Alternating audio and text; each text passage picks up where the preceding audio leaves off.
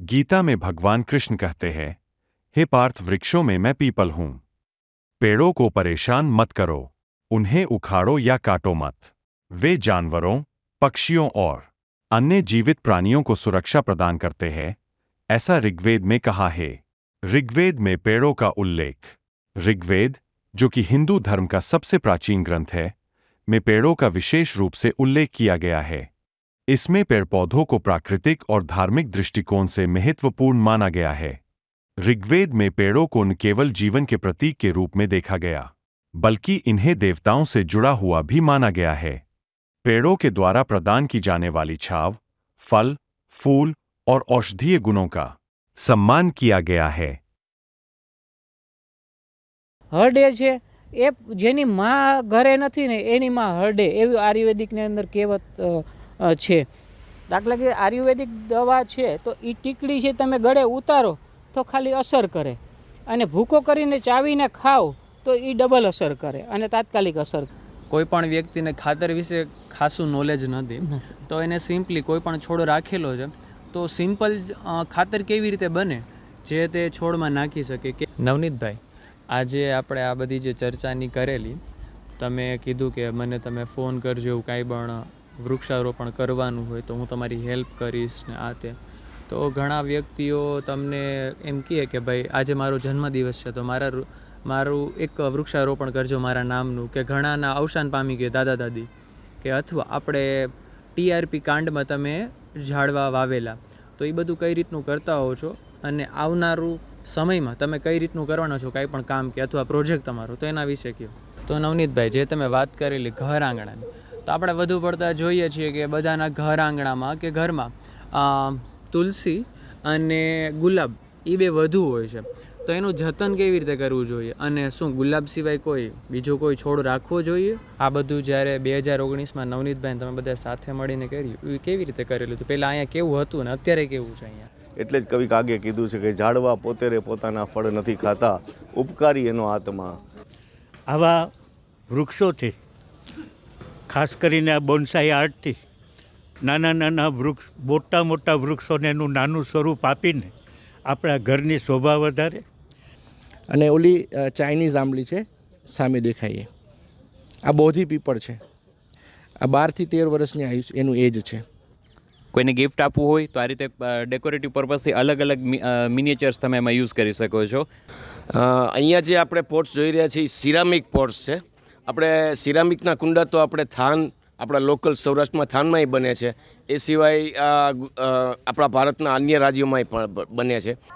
બાઓબાબ છે રૂખડાનો, જ્યાં તમે જોઈ શકો કે પ્રાણીઓ બતાવેલા છે, એટલે શું કે જંગલ, જે રીતે નામ આપ્યું છે કે જંગલ એટલે અંદર જંગલી પ્રાણીઓને બેસાડીને કુદરતી સ્વરૂપ આપીને બતાડવામાં આવ્યું છે। એટલે અત્યારે મારી પાસે 150-200 જેટલા પ્લાન હશે, એમાં 100 જેટલા તૈયાર બોન્સાઈ હશે, બીજા બધા પ્રી બોન્સાઈ પણ છે।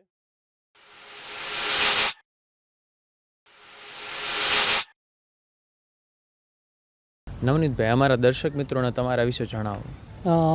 મારું નામ નવનીત પી અગ્રાવત, હું ઇન્કમટેક્સ ડિપાર્ટમેન્ટમાં ટેક્સ આસિસ્ટન્ટ તરીકે ફરજ બજાવું છું। One tree kitchen garden and plantation એક ગ્રુપ બનાવેલું છે સિટીની અંદર, કિચન ગાર્ડન અને પ્લાન્ટેશનનું નિઃશુલ્ક સેવા કરે, પશુ પક્ષી અને એવા બધા ટૂંકમાં અમે કાર્ય કરીએ છીએ શનિ રવિની રજામાં। તો શિવમ સોસાયટીની અંદર જે જગ્યાએ આપણે ઊભા છે ત્યાં અમે પ્લાન્ટેશન કરેલું છે, અને આખું મેપ આધારિત પ્લાન્ટેશન, કે આયુર્વેદિક અને રસોડામાં વપરાતી બધી મસાલાની વસ્તુ કે શાકભાજી જેમ કે સરગવો ને એ ટાઈપનું આખું પ્લાન્ટેશન છે। હું તમને લઈ જાઉં અને આખું તમને બતાવું તમને। જેમ કે આપણે અહીંયાથી લઈએ તો આ સુલતાન ચંપો છે, એ ત્યારે અમારે એક બેનનો ગ્રુપમાં બર્થડે હતો તો એના હસ્તક અમે આ સુલતાન ચંપો વાવેલો અને ચોકલેટ અને નાસ્તો બધાને કરાવેલો। શિવમ સોસાયટીના 20 ફેમિલી પરિવાર છે, ખૂબ સારું એટેચમેન્ટ હોય છે આ લોકોનું। સવારથી સાંજ સુધી અમે અહીંયા કામ કર્યું, ખડ ઉપાડ્યું, એમાં 3 વર્ષથી માંડીને 80 કે 90 વર્ષના માજી અને બાપા બધા કામ કરતા હતા, ઘાસ કાઢતા હતા, ખાડા ગાળતા હતા, બધું જ કરતા હતા। અને આખું મેપ આધારિત આખું આ પ્લાન્ટેશન છે। એક અમારે દક્ષાબેન છે, કિડનીમાં એક્સપાયર્ડ થઈ ગયા, એની યાદી રૂપે જે આપણે આ આ વૃક્ષ વાવેલું છે એના નિમિત્તે સમણાર્થે. એટલે આપણે એ લોકોને યાદેય કરીએ. અને મેઇન તો અહીંના બાપુ હતા પહેલાં અમારે નવીન બાપુ કરીને, એને આ સ્થાપના કરેલી હનુમાનજીની મંદિરની અને પૂજા કરતા. નર્સરીમાં એ તૂટેલી કોથળીવાળા વૃક્ષો લેતા હતા અને મેં એને પૂછ્યું કે તો એણે જણાવ્યું કે અમારે હનુમાનજી મંદિરે વાવવા છે વૃક્ષો. તો પછી અમે એમ કીધું કે તમે એ છોડી દો અને આખી વૃક્ષો વાવવાની જવાબદારી હવે અમારા વન ટ્રી કિચન ગાર્ડન ગ્રુપની રહેશે. અને અમે આ શરૂઆત કરી આખી. ચાલો હું તમને એક આખું બધું આઈડેન્ટિટી આપું કે હા, જે કરંજ છે, જાંબુડો છે, પ્યોર દેશી જાંબુડી છે, એના વૃક્ષ છે. પાછળ છે ઉંબરો છે, ગિલોય વાવેલી છે, એની સાથે ગળો પણ વાવેલો છે, વડલો વાવેલો છે, આગળ બદામ વાવેલી છે, બોરસલી છે, અને આગળ આપણે આ કદમનું ઝાડ છે. ખૂબ ઊંચું થાય અને પક્ષીઓ ખૂબ એમાં વસવાટ કરે. કારણ કે હાઇટવાળું હોય ને તો ત્યાં કાગડા ગરજાડા એ કદમના ઝાડ ઉપર રહી શકે. ખૂબ હાઇટવાળું થાય છે. આસોપાલવ છે, પૂજન વિધિ માટે અમારે પાણી રેડવા માટેનું સ્પેશિયલ અહીંયા પીપળાનું વૃક્ષ વાવેલું છું. એની બાજુની જગ્યાએ ત્યાં આગળ તુલસી અને એવો ક્યારો મૂકેલો છે. પાર્કિંગની વ્યવસ્થા છે. કાંઈ પણ નાના મોટા પ્રસંગ કરવો હોય તો કોઈને નડતરરૂપ ન થાય એ રીતના મેપ આધારિત આખું આ પ્લાન્ટેશન કરેલું છે. વર્ષ 2019ની અંદર આ વાવેલું છે, આ જંગલ બનાવેલું છે આખું. અને આજે પુષ્કળ પ્રમાણમાં ઓક્સિજન આપે અને ફળફળાદી જે પશુ પક્ષી ખાઈ શકે એવું એક આખું વાતાવરણ ઊભું થઈ ગયું છે. આજે તમે જોઈ રહ્યા છો જીબીના થાંભલાથી ઊંચા વૃક્ષો વયા ગયા છે. આવા આપણે ટોટલી 9 થી 10 વૃક્ષોનું વાવેતર કરેલું છે. એમાંનું છે આપણે રેલવે કોઠી કમ્પાઉન્ડ છે, ફૂટબોલ ગ્રાઉન્ડ આપણે છે રેલવેનું બજરંગવાડીની સામે. પછી ગોમટામાં એક આશ્રમ બન્યો જે સ્પેનથી સાધુ આવ્યા છે અને નેચરોપેથી સેવા કરે છે અને બાળકોને ભણાવે છે. શાંતિ સદૈવ આશ્રમ, જ્યાં 5 વીઘા કે 7.5 વીઘા જમીનની અંદર અમે આખી જવાબદારી લીધેલી અને અત્યારે વૃક્ષો લહેરાય છે.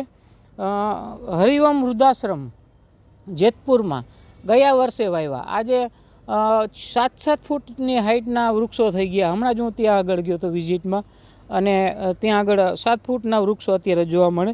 સ્વામિનારાયણ મંદિર માધાપર ચોકડી, ત્યાં પણ મેં આપણે આખું મિયાવાકી મિની ફોરેસ્ટ બનાવેલું છે. આવા અનેક જગ્યાએ આ ગણાવ્યા એના સિવાયના અનેક જગ્યાએ વચલી ઘોડીમાં કરેલું છે આપણે પ્લાન્ટેશન આખું મિયાવાકી બનાવેલું. તો સિટીની અંદર એક આપણે યાજ્ઞિક રોડથી પાછળના સાઈડમાં એક ખુલ્લી જગ્યામાં ત્યાં પણ આપણે કરેલું છે એક મિયાવાકી જંગલ. તો આવું ખૂબ ઘણી જગ્યાએ આપણે પ્લાન્ટેશન કરેલા છે અને મિયાવાકી ફોરેસ્ટ બનાવેલા છે. ખાસ તો કે મિયાવાકીમાં એક ખાસિયત એ છે કે તમને એલોવેરા પણ અહીંયાથી મળી જાય, હરડે મળી જાય, બેહડા મળી જાય, બધું એક જ જગ્યાએથી તમને મેડિસિન પ્લાન્ટ મળી રહે. ચણોઠી વાવેલી હોય છે અંદર. તે આવા બધા વીકડોના ઝાડ છે. આપણે અહીંયા પાછળ વીકડોનું એક ઝાડ વાવેલું છે. અત્યારે તો આ કન્સ્ટ્રક્શન કામ ચાલુ છે એટલે પથ્થરને પડ્યું છે, નહીં તો હું તમને ડિટેલમાં બધું બતાવું. તો વીકડાનું ઝાડ પણ અહીં વાવેલું છે. અને ઉંબરામાં પુષ્કળ પ્રમાણમાં જે આપણે યજ્ઞની અંદર એના કાષ્ટ એટલે લાકડું ઉપયોગમાં આવે તો એ ઉંબરાના ઝાડથી માંડી અને શમી સહિતના ઝાડ આ પ્રિમાઇસીસમાં આપણે જોવા મળે છે. આ જ રીતના આપણે પશુ પક્ષી અને વૈદિક ઉપયોગિતા માટેના પ્લાન્ટેશન આખા આપણા રાજકોટ સિટીમાં કરેલા છે.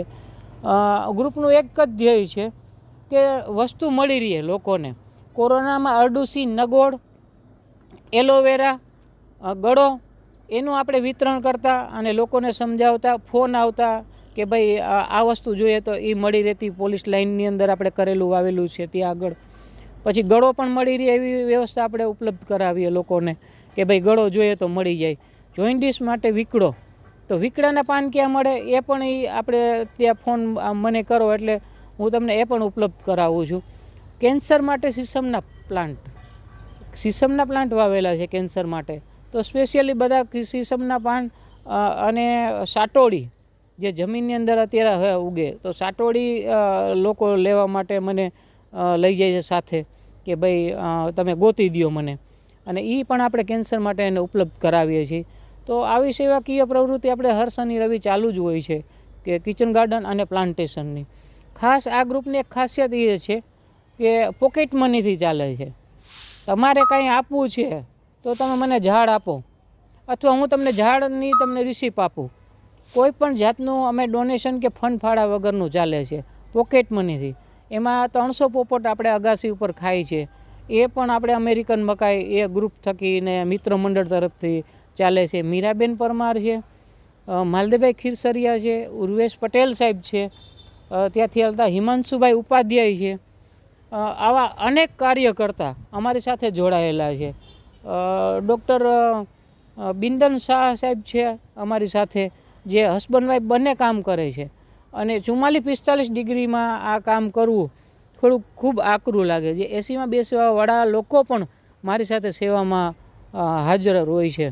તો ખૂબ રાજકોટનું એક આ ગ્રુપ સારું કામ અમે કરીએ છીએ. અને ગમે ત્યારે એની ટાઈમ તમારે આવું કાંઈ કરવું હોય, કિચન ગાર્ડન કે પ્લાન્ટેશનનું તમારા જન્મદિવસ ઉપર, તો અમે સતત આપના કોલ કરો એટલે અમે હાજર છીએ. પ્લસ કોઈને બેસણામાં તુલસીનું વિતરણ કરવું હોય કે કોઈને કોઈ એવા શુભ પ્રસંગો એ પોટમાં તુલસી કે કાંઈ પણ અમુક ઇન્ડોર પ્લાન્ટ આપવા હોય તો એ પણ અમારી પાસે ઉપલબ્ધ થઈ જશે. પ્લસ બુકેની જગ્યાએ તમે પ્લાન્ટ પણ આપી શકો પોટમાં, તો એવું પણ અમે એક કરી આપીએ છીએ આખું. ઓકે નવનીતભાઈ, અમને એ જણાવો કે આ તમે આયુર્વેદની વાત કીધી, હવનની અને તુલસીની જે તે બધી વાત કરી, તો આપણા શાસ્ત્રોમાં વૃક્ષો વિશે કેવી રીતનું વર્ણન છે કે કેવી રીતનું દર્શાવેલું છે કે વૃક્ષ કેટલા જરૂરી છે આપણી માટે? શાસ્ત્રોમાં કઈ રીતે કીધેલું છે વૃક્ષ જરૂરી? તમને એક સિમ્પલ હું તમને એક એક્ઝામ્પલ આપું, વૃક્ષ કેટલું જરૂરી છે. તમારી દુકાન, તમારી ફેક્ટરી કે કોઈ ઇન્ડસ્ટ્રી કે કોઈ શોરૂમ, એની આગળ તમે વૃક્ષ વાવશો ને તો અહીંયા એક માણસ ઊભું રહેશે 44-45 ડિગ્રીમાં, કાંઈ ખરીદી કરી શકશે આરામથી.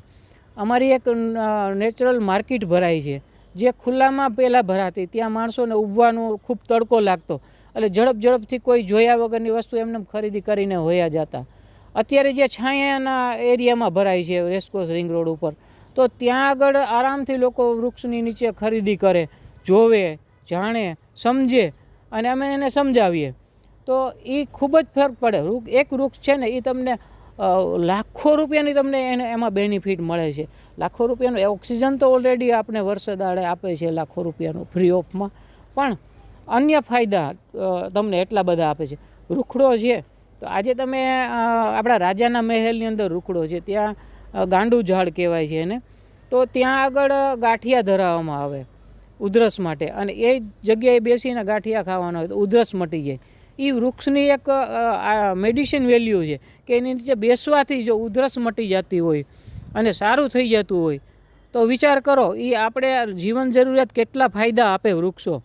આજે આ ગરમાળો છે, ગમે એવું બાળકોને કબજિયાત રહેતું હોય તો 2 કે 3 અંદરથી ગરનું ટીકડી નીકળે છે, એ ગરમ પાણીમાં પલાળી અને બાળકને પીવડાવવામાં આવે તો એનું કબજિયાત દૂર થઈ જાય છે. ગળો છે એ વાતપિત્ત કફ ત્રણેય કંટ્રોલ કરે છે. હરડે છે એ જેની માં ઘરે નથી ને એની માં હરડે, એવી આયુર્વેદિકની અંદર કહેવત છે. ગમે એવા તમને રોગો હોય તો એ હરડે તમે રાતે ગરમ પાણી સાથે તમે 2 ટીકડી લઈ લ્યો એટલે સવારે તમારું પેટ સાફ થઈ જાય. મેઇન રોગનું કારણ છે એ પેટ છે આપણું.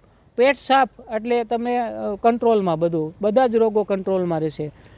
અને જ્યારે રોગ થવાના હોય તો પેટથી અને ખાવા પીવાથી જ થાય છે દરેક રોગ.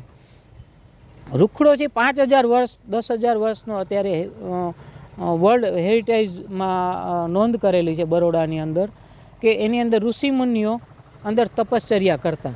વૃક્ષ છે એ એનું થડ ફાટે અમુક સમયે અને ગુફા બની જાય, એની અંદર ઋષિમુનિઓ તપશ્ચર્યા કરતા, એટલે એને કલ્પવૃક્ષ તરીકે પણ ઓળખાય છે. એને રૂખડો કહેવામાં આવે છે.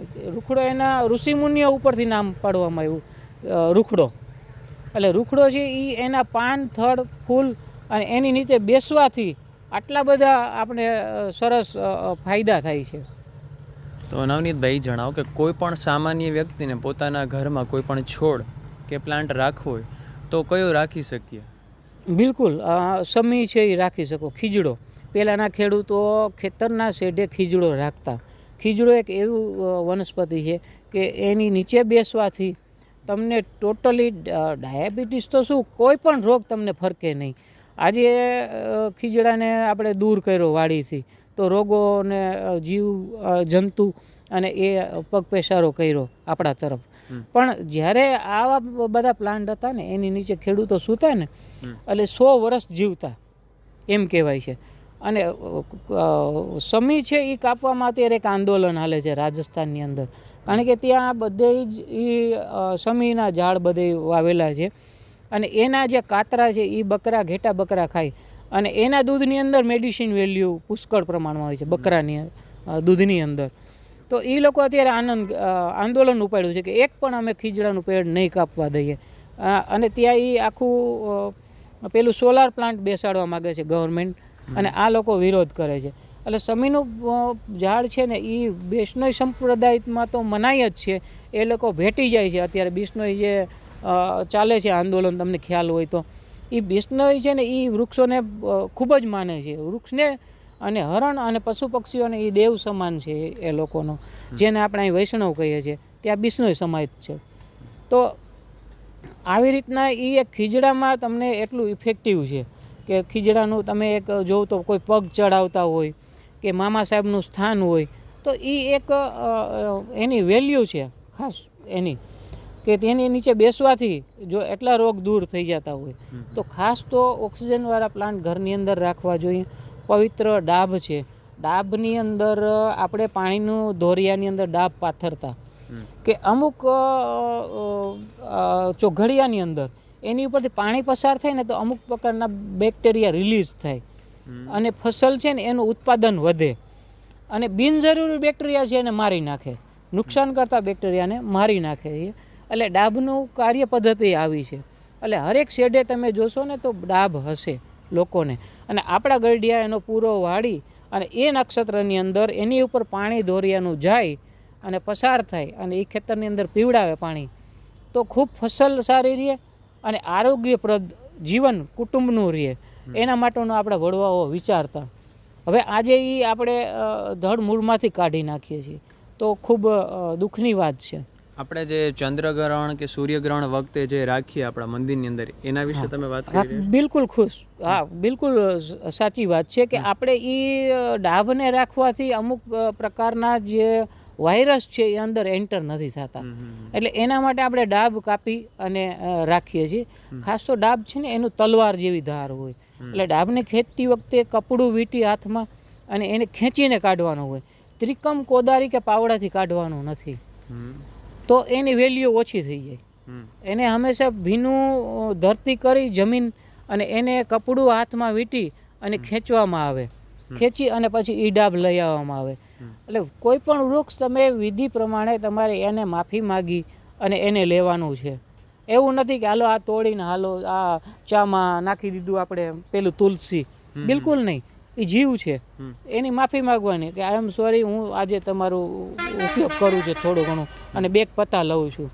ત્યાં તો રાતના સમયે આપણે એને તાળી પાડી અને ઇમરજન્સી છે તો તાળી પાડી અને એને જગાડી અને એ તોડવામાં આવે. આવા ઘણા બધા જ આપણા શાસ્ત્રોની અંદર છે. જીપ્ટો છે, જીપ્ટોની ખીર ખાય. જીપ્ટો જો અહીંયા આ દેખાય છે ને, આ બધા જીપ્ટોના છોડ છે જે આપણે લાગે ને કપડાની અંદર, આપણે હલતા હલતા જોઈએ આપણે તો એ ચોટી જાય. હવે ઋષિમુનિઓ છે આની ખીર બનાવીને ખાતા. ઋષિમુનિ છે એ આની ખીર બનાવીને ખાતા. એટલે એને આ મહિનો 2 મહિના સુધી એને ભૂખ ન લાગતી. આ જીપ્ટો છે, આમ કરો ને એટલે આ આખું શરીરના આપણા કપડામાં ચોટી જાય. જુઓ આ અને આ ખૂબ આયુર્વેદિક મેડિસિન વેલ્યુ ધરાવે છે. આનો આપણે કેવી રીતે ઉપયોગ કરતા હોય છે? આનો સાધુ સંત મહાત્માઓ છે ગિરનારની અંદર કંદ અને આની ઉપર આની ખીર બનાવીને જ આખું ખાતા હોય છે આ લોકો. અને ભૂખ છે ને એને લાંબો સમય સુધી એને તપશ્ચર્યામાં કોઈ પણ જાતનો ભંગ ન પડે એટલા માટે એની ખીરનો ઉપયોગ થતો. બાકી મેડિસિન વેલ્યુ આનું દાંતણ કરવામાં આવે. ગમે એવા દાંત હલતા હોય એટલે આને ઉપાડી તમે અને આના દાંતણ છે. દાંતણના પ્રકાર 7 થી 8 છે. એમાંના આના મૂળ છે ને જે રૂટ્સ હોય ને આ રૂટ દાંતે ઘસવામાં આવે એટલે પેઢાથી એકદમ સખત થઈ જાય. આ ચાવી અને આનું દાંતણ કરવામાં આવે આનું, એટલે સખત દાંત તમારા થઈ જાય. ગમે એવા હલતા હોય કે પડી જવાના હોય કે ફેલ થઈ જવાના, એ દાંત આને અટકાવી દે. ખૂબ સરસ આની વેલ્યુ છે.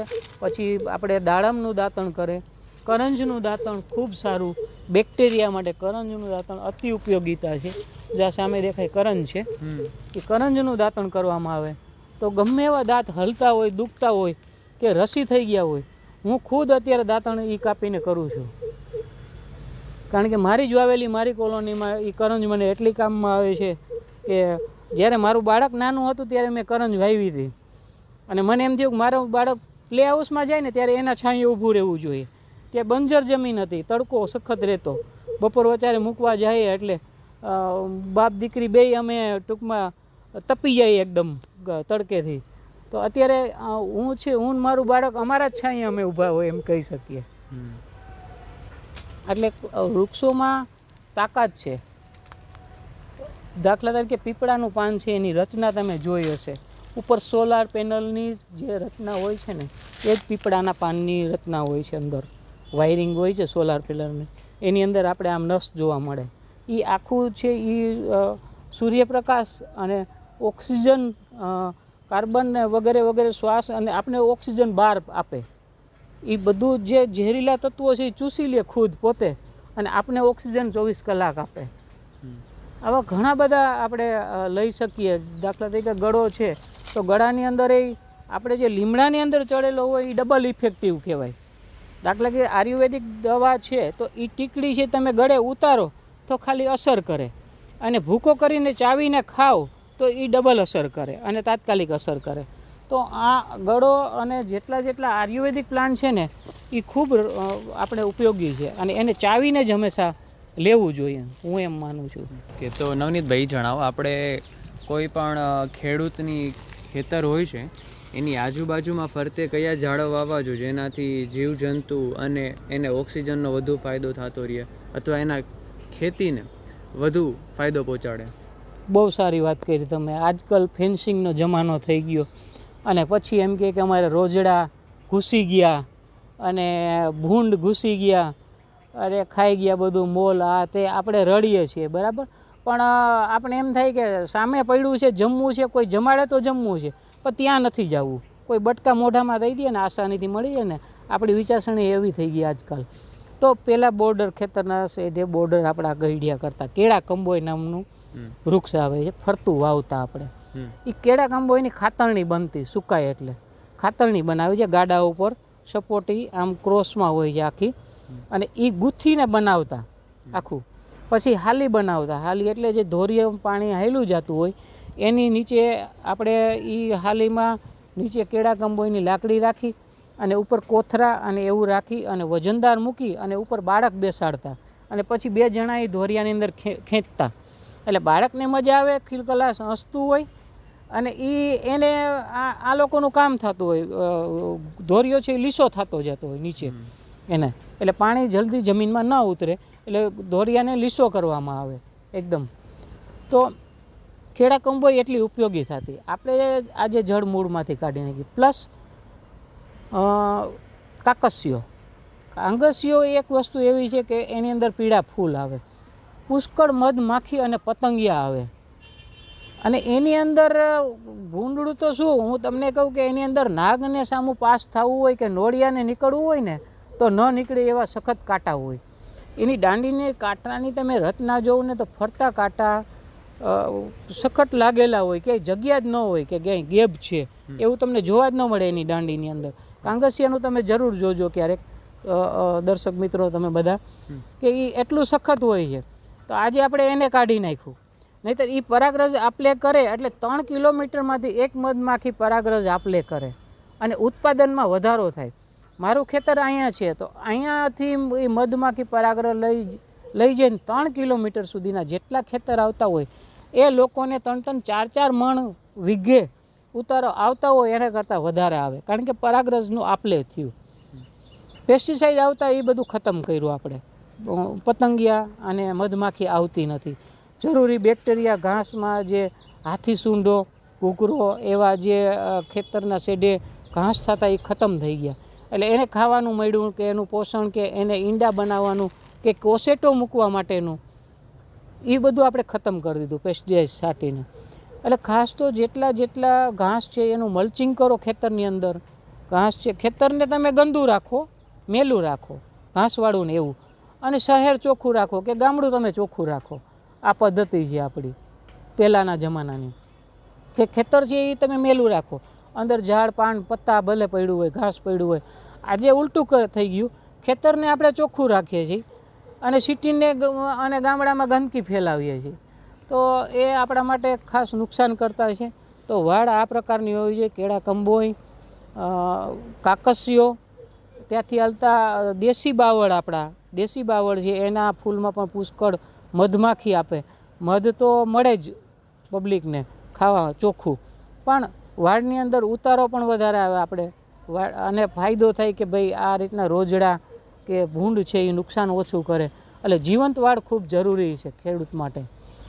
ખાસ એના માટેના સીણવી ઉપર અત્યારે સંશોધન ચાલુ છે વૈજ્ઞાનિકોનું. સીણવીના વ્હાઇટ કલરના ફળ આવે, એ ખાવાથી ટોટલી ડાયાબિટીસ નાબૂદ થાય છે. અને અત્યારે એનું લેટેસ્ટ નામ પડ્યું છે, હું ભૂલી ગયો, અત્યારે યાદ કરવું પડે એવું છે. અને એની ઉપર ખૂબ સંશોધન ચાલુ છે. અને અમે પણ હવે ટૂંક સમયમાં એના પ્લાન્ટ તૈયાર કરવાના છે અને જુદી જુદી જગ્યાએ વાવવાના છે. એનો પ્રચાર પ્રસાર કરવાનો છે. જેમ કે ખરખોડી છે, તો આપણે નવરંગ નેચર ક્લબમાં 2,000 થી 2,500 ખરખોડીનું વિતરણ કરેલું બહારથી ખરીદી કરીને. અને એની અંદર વિટામિન એ છે. વિટામિન એ છે એટલે સગર્ભા સ્ત્રીઓ માટે ખૂબ લાભકારક, એને આવનાર બાળક માટે ખૂબ લાભકારક. અને જે ભણતા બાળકો છે એને ચશ્મા આવે તો એ પાન ખવડાવવાથી એને ચશ્મા દૂર થઈ જાય. એટલે શરીરની અંદર ઘટતા વિટામિન્સ પૂરું પાડતું હોય એવા પ્લાન્ટ ઘરની આંગણ વાવવા જોઈએ, કુંડામાં વાવવા જોઈએ. અને આ ટાઈપનું જીવન આપણે થોડુંક જીવવું જોઈએ. આપણા ઘરની આંગણે આપણું જ ખાવાનું મળી રહે અને જે તે મસાલો મળી રહે એવું આપણે એક રચના કરવી જોઈએ. કિચન ગાર્ડન બનાવવું જોઈએ. ભલે આપણે ટેનામેન્ટમાં રહેતા હોય, અગાસી ખાલી એમને પડી હોય, તો વર્ષે તમારે હર મહિને 1,500 રૂપિયાની બચત થાય, એની જવાબદારી અમારી. તો નવનીતભાઈ, જે તમે વાત કરેલી ઘર આંગણાની, તો આપણે વધુ પડતા જોઈએ છીએ કે બધાના ઘર આંગણામાં કે ઘરમાં તુલસી અને ગુલાબ એ બે વધુ હોય છે. તો એનું જતન કેવી રીતે કરવું જોઈએ? અને શું ગુલાબ સિવાય બીજો કોઈ છોડ રાખવો જોઈએ? કે તુલસી તો આપણે બધા સનાતનમાં તુલસીને મહત્ત્વ ઝાઝું આપેલું, તુલસી બધા રાખતા જ હોય છે. તો એની સાથે અન્ય કયો છોડ રાખવો જોઈએ? અને તુલસીનું ખાસ કેવી રીતનું જતન કરવું જોઈએ? તુલસીમાં જે અલગ અલગ પ્રકારના જે છોડ આવે છે એમાંથી કયું રાખવું જોઈએ આપણે? જનરલી આપણે શ્યામ તુલસી છે, મેડિસિન વેલ્યુ માટે શ્યામ તુલસી વાપરે છે. જેટલા યુપી બિહારના અમારા મિત્રો છે તો એ લોકોને ત્યાં શ્યામ તુલસીનો ઉપયોગ વધારે થાય. ગુજરાતમાં આપણે રામ તુલસીનો ઉપયોગ કરીએ. 6 થી 7 પ્રકારના તુલસી છે. ખરેખર એ બધાય ઘરના આંગણાના જ છે આપણે. પણ આપણે એક જ તુલસીને પકડીને બેઠા છીએ કે ભાઈ રામ તુલસી એક જ વાવો. ના, ખોટું છે. એક જ તુલસી ન હોવું જોઈએ. વિક્સ તુલસી હોવું જોઈએ, ફુદીનો હોવો જોઈએ, ત્યાંથી હાલતા આપણે મરવો હોવો જોઈએ, તકમરિયા હોવા જોઈએ. એ તુલસીના પ્રકાર છે બધા. એક જંગલી તુલસી ઊંચું આવે છે, એનું નામ તો ઓલરેડી નથી, ભૂલી ગયો છું, એ પણ હોવું જોઈએ. તો આ બધા પ્રકારના તુલસી આપણે ઉપયોગી છે. મરવો છે એ ગમે એવા રસી કાનમાં થયા હોય, 2-4 બૂંદ નાખો, રસી બંધ. એના પાનની ચટણી ખાવામાં આવે એટલે વિટામિન્સ પુષ્કળ મળે. બરાબર. વિક્સ તુલસી એ મિન્ટો, બાળક છે એ રમતું હોય તો તમે ફુદીનાનું જ્યુસ કરી અને એ પાણીપુરી અને આ વિક્સ તુલસી એમાં એડ કરો અને એને પાણીપુરી વાટે એને ખવડાવો તો શરદી ખાંસી જે મારા ઘરની અંદર સિસ્ટમ છે એ જ હું તમને જણાવું છું, એ બધું દૂર થઈ જાય. પ્લસ એને ખાવામાં એને રુચિ રહે. અગાસી ઉપર જ આવા બધા પ્રોગ્રામ કરતા હોય એટલે ડિસ્પ્લેથી દૂર રહે. ટીવીમાં કાર્ટૂન બંધ થઈ જાય, મોબાઈલ મુકાઈ જાય અને આ તરફ વળી જાય. 2-4 કલાક તમે અગાસીએ પસાર કરો તો 2-4 કલાક ડિસ્પ્લેથી દૂર રહે તો ઘણો ફાયદો થાય ને. ઘણો ફાયદો થાય. બરાબર. છોકરાઓને ગ્રાઉન્ડમાં રમવા મોકલો, ત્યાં આગળ ધૂળમાં એને આરોટવા દો, જેમ મન ભાવે એમ કરવા દો. કારણ કે એનું બચપન છે, આપણો કોઈ અધિકાર નથી એને રોકવાનો. એનું બચપન છે, એને એન્જોય કરવા દેવું જોઈએ. ખાસ તો ગુલાબ તો ઠીક છે, ગુલાબ આપણે રાખવું જોઈએ, દેશી ગુલાબ વાવવું જોઈએ બધુંય, પણ એની અંદર વપરાતા કમ્પોઝ ઉપર ખાસ ધ્યાન દેવું જોઈએ. ડીએપી, ડાયમોનિયા કે આવતા પેસ્ટિસાઇડ જેટલા આવે છે કે બોન મિલ છે, તો એ હાડકાનો ભૂકો આપણે કેમ ઉમેરી શકીએ? પછી તમે એ તુલસીનું પાન હવેલીમાં ઠાકોરજીને ધરાવો તો એ વેલિડ છે?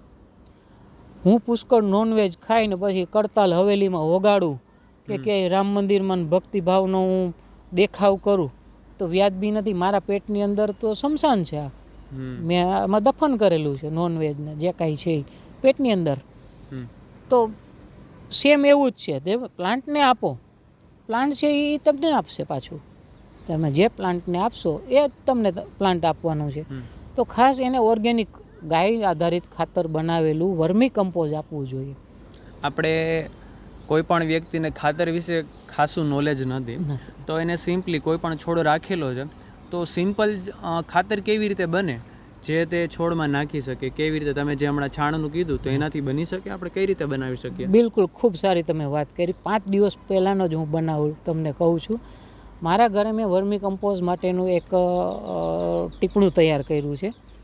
ટીપડાની અંદર 200 લીટરનું બેરલ હોય, નીચે વાલ બેસાડેલો હોય, ઉપરથી કટિંગ કરેલું હોય બેરલ, છાંયે એને સેટ કરેલું છે. નીચે 6 ઇંચના ટુકડા પથ્થરના, એ ટુકડા પથ્થરના આપણે એક લેયર કરી આ ટુકડાનું છેલ્લે તળિયે. હવે એ માનો કે વેત એક આવી ગયું, એક વેત તળિયેથી, પછી આનાથી અડધા ટુકડાનું પાછું વેતની લેયર આવે, પછી કન્સ્ટ્રક્શનની અંદર આવતી 3 ઇંચની 2 ઇંચની કાંકરી, એક લેયર એ કાંકરીની કરી, પછી એનાથી ઝીણી લેયર કાંકરીની બીજી કરી, પછી રેતી આવે એક લેયર 4 ઇંચમાં, એટલે એક લેયર એનું કરી દીધું. પછી હવે આપણે એની અંદર એડ કરવાનું છે પાંદડા, પછી પાંદડાનું લેયર કરી દીધું આપણે. એની ઉપર જે અળસિયાની આપણે ખરીદી કરી ખાતર સહિત કિલો એકના 200 રૂપિયાનું ખરીદી કરેલી છે અને એ એડ કરવામાં આવ્યા. પછી જે છાણ છે એને 3 દિવસ અમે 3 કે 4 તગારા અમે પોળું કરી દીધું. 3 દિવસ પછી એ છાણમાંથી ગેસ નીકળી જાય, એને લીલું જ રાખવાનું, સુકાવા નથી દેવાનું, પાણી છંટકાવ કરીને લીલું રાખ્યું. 3 દિવસ પછી એમાંથી જે ગેસ રિલીઝ થાય એ બધો ગેસ નીકળી જાય, પછી એ છાણ છે એની અંદર એડ કરવાનું છે. ઉપર આછું કપડું ઢાંકી દીધું અને પાણીનો થોડોક છંટકાવ કરી દીધો. હવે જે વાલમાંથી જે લિક્વિડ નીકળે ને એ વર્મી વોશ સાંભળજો, આ બધા દર્શક મિત્રોને ખાસ ધ્યાન દેવાનું છે આમાં. એ વર્મી વોશ 250 રૂપિયાના લીટરથી માંડી અને 500 રૂપિયાનો લીટર વર્મી વોશ માર્કેટમાં ઉપલબ્ધ છે, બરાબર? તો એ વર્મી વોશ નીકળ્યું.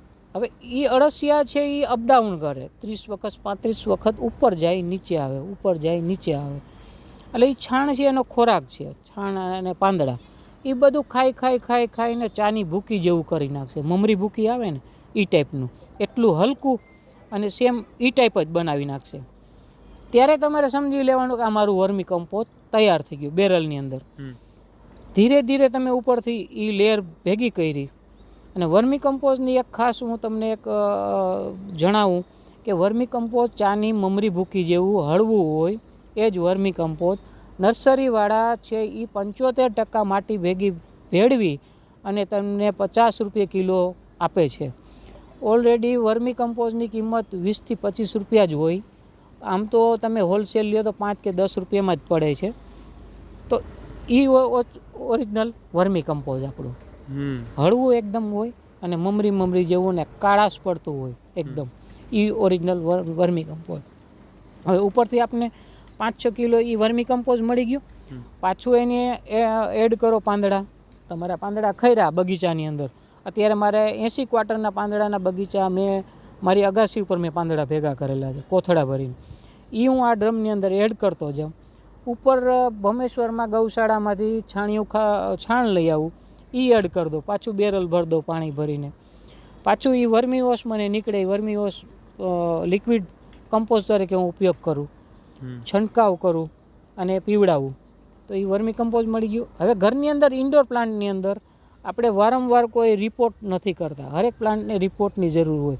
વર્ષે એક વખત કુંડાથી બહાર કાઢી અને 1-2 ઇંચ એની માટી કાઢી પાછું એને માટીનું નીચે લેયર થોડીક કરી અને પાછું પ્લાન્ટ રાખી ફરતું ખાતર અને કમ્પોઝ ભરવામાં આવે, એને રિપોર્ટિંગ કહેવાય. એટલે એ ગુલાબ છે 10-10 વર્ષ 15-15 વર્ષ જૂના ઓલ્ડ તમે ટકાવી શકો. બાકી મરી જાય પ્લાન્ટ, કારણ કે અંદર ખારાશ થઈ જાય અને માટી ચેન્જ ન થાય એટલે પ્લાન્ટ મરી જાય. એટલે રિપોર્ટિંગ કરવું પડે. નવનીતભાઈ, આ જે તે ઝાડ અને છોડ વિશે તમે માહિતી કીધેલી, બરાબર? તો ઘણી વખત આપણે જોતા હોઈએ છીએ કે આપણા ઘરની આજુબાજુમાં ઘણા બધા ઝાડ એવા હોય છે જે આપણે પહેલાં તો જતન કરેલું હોય છે, સારી રીતે આપણને ગમતું હોય, ત્યાં સ્પેસ હોય છે, આ તે બગીચો કરી નાખ્યો હતો. એના પછી આપણે ઘણી વખત એ બળતણ માટે યુઝ કરી નાખતા હોય છે, કાપીને ઝાડવા. અથવા કોઈ પણ જગ્યાએ આપણે જોતા હોઈએ છીએ કે આપણા ઘરની નજીક રોડ પાસે કોઈ પણ ઝાડવું છે, આપણે એને કાપી નાખ્યું, કે કોઈ પણને પૈસા આપીને કે ભાઈ કાપી નાખો આ તે. તો શું એ આપણે ઝાડ એમનું કાપી શકીએ કે એના માટે કોઈ પાસે પરવાનગી લેવી પડે કે એવું કાંઈ હોય છે નીતિ નિયમ સરકારના? બિલકુલ ભાઈ, તમે ખૂબ સારો પ્રશ્ન કર્યો. એરપોર્ટ રોડ ઉપર હમણાં એક ઝાડ કપાતું હતું, પરમિશન હતી, પરમિશન મેં એને વાંચી. પેલો રિક્ષાવાળો છે એ વેચવા જતો હતો ત્યાં લાતી પ્લોટમાં, એટલે મેં એને રોકીને પૂછ્યું ક્યાંથી ઝાડ કાપ્યું. અને હરેક પબ્લિકે ઝાડ આ રીતના કપાઈને જતા હોય ને તો એને ક્વેશ્ચન કરવાની ફરજ છે, કારણ કે આપણે ઝાડ નહીં બચાવીએ તો આ જ છે આપણું વ્યાજ સાચું. તો કોઈ બેંક એટલું વ્યાજ નહીં આપે, કોઈની કોઈ તાકાત નથી કે આટલું વ્યાજ કોઈ આપી શકે. તમે શું ખાઓ છો ને તમે શ્વાસ વાટે લ્યો છો એ ખૂબ અમૂલ્ય છે, બેંકના વ્યાજ કરતાં અમૂલ્ય છે. ઓક્સિજન એ તમે કોરોનામાં બધાએ જોઈ લીધું આપણે કે ઓક્સિજન શું ચીજ છે. તો વૃક્ષ કાપવું, ઘરના આંગણે ગાડી લીધી, પપ્પાની ગાડી એક 4 વ્હીલ છે, દીકરાએ લીધી, તો પાર્કિંગમાં પ્રોબ્લેમ છે તો કે આ વડલો ઉડાડી નાખો ને. પણ એ ખબર નથી કે આ ગાડી છે ઓક્સિજન નહીં ઓકે, કે કાર્બન અને ધુવાડો જ ફેંકવાની છે. અને આ વડલો છે એ 365 દિવસ આપને ઓક્સિજન આપશે, આખું વરસ આપશે, આખું જિંદગી જ્યાં સુધી લાઈફ ટાઈમ જીવશું ત્યાં સુધી આપને આપશે. સાથે સાથે તમારી આજુબાજુમાં પક્ષી ફરકે છે તો એ તમારી ઘરે આવે છે વિશ્વાસથી, તમારા વિશ્વાસથી, અને અહીં કંઈક ખાવા મળે એના માટે તમારી અગાસીએ, તમારા ઘર આંગણે પક્ષીઓ આવે છે. તો કાપવામાં ખૂબ એને સજાય છે, ખાસ તો પરમિશન લેવી પડે. અને જેટલા લાકડા કપાય છે એ જે તે વૃક્ષ જે પરમિશનવાળા લોકોનું ઘર છે ને એણે લીધું છે પરમિશન, તો એ લાકડા સ્મશાન પહોંચાડવાની જવાબદારી માલિકની રહે છે. એવું નથી કે આજે કોઈ પણ રિક્ષાવાળો કે કોઈ પણ મશીનવાળો આવીને કાપીને લઈ ગયો અને ક્યાં ગયા વૃક્ષો, એ જેથી ખબર પડશે તે દિવસે એની ઉપર કાયદેસર કાનૂની કાર્યવાહી થાય. બરાબર? ખાસ તો એ સ્મશાને પહોંચાડવાના હોય, એ જવાબદારી આપણી હોય. સ્મશાનથી રિસિપ્ટ લઈ આવવાની હોય, એ જે તે માણસને ચેક કરવું પડે, ત્યાર પછી જ એ વૃક્ષ કપાય. કે તમે કોર્પોરેશનમાં એની રિસિપ્ટ રજૂ કરો, જે તે માલિકનો કાપ્યું હોય એને એ રિસિપ્ટની ઝેરોક્સ આપો, ત્યારે જ એ વેલિડ ગણાય. અને એ નડતર રૂપ હોય તો જ વૃક્ષ કાપી શકાય. બાકી વૃક્ષ તમે ફૂટપાથ ઉપરના તમે કાપી શકતા જ નથી, એ આપણી પ્રોપર્ટી નથી. વૃક્ષ ફૂટપાથ ઉપરથી કાપવું એ પ્રોપર્ટી આપણી નથી. અને વૃક્ષ જ્યાં હશે ને એ મકાનની વેલ્યુ વધશે. આ મારો જાત અનુભવ છે. શિવમ સોસાયટીમાં શું રેલનગરની અંદર અમે એક શિવ મંદિરમાં પ્લાન્ટેશન કર્યું, મિયાવાકી આખું બનાવ્યું. ત્યાં વાડોલિયાભાઈ કરીને છે મારા મિત્ર, અને વ્યસન મુક્તિનું કામ કરે છે, ખૂબ સારું કામ કરે છે. વાડોલિયાભાઈ એ એક એવો બિલ્ડર છે રાજકોટની અંદર કે એને પહેલાં મિયાવાકી બનાવ્યું કોમન પ્લોટમાં, પછી એને કન્સ્ટ્રક્શન ચાલુ કર્યું અને હવે એના બંગલા તૈયાર થાય છે. અને શિવ મંદિર અને સ્કૂલની પ્રિમાઇસીસમાં પ્લાન્ટેશન માટે આપણે એને બોલાવ્યા અને એ કર્યું. હવે સાહેબ એ જ મકાનની કિંમત જ્યાં આજુબાજુની અંદર 80 લાખના મળે છે કે 60 લાખમાં મળે, આના 80 લાખના મકાન વેચાય છે અને બિનદાસ બુકિંગ કરે છે, બિનદાસ. કારણ કે ગ્રીનરી ઊભી કરી એણે.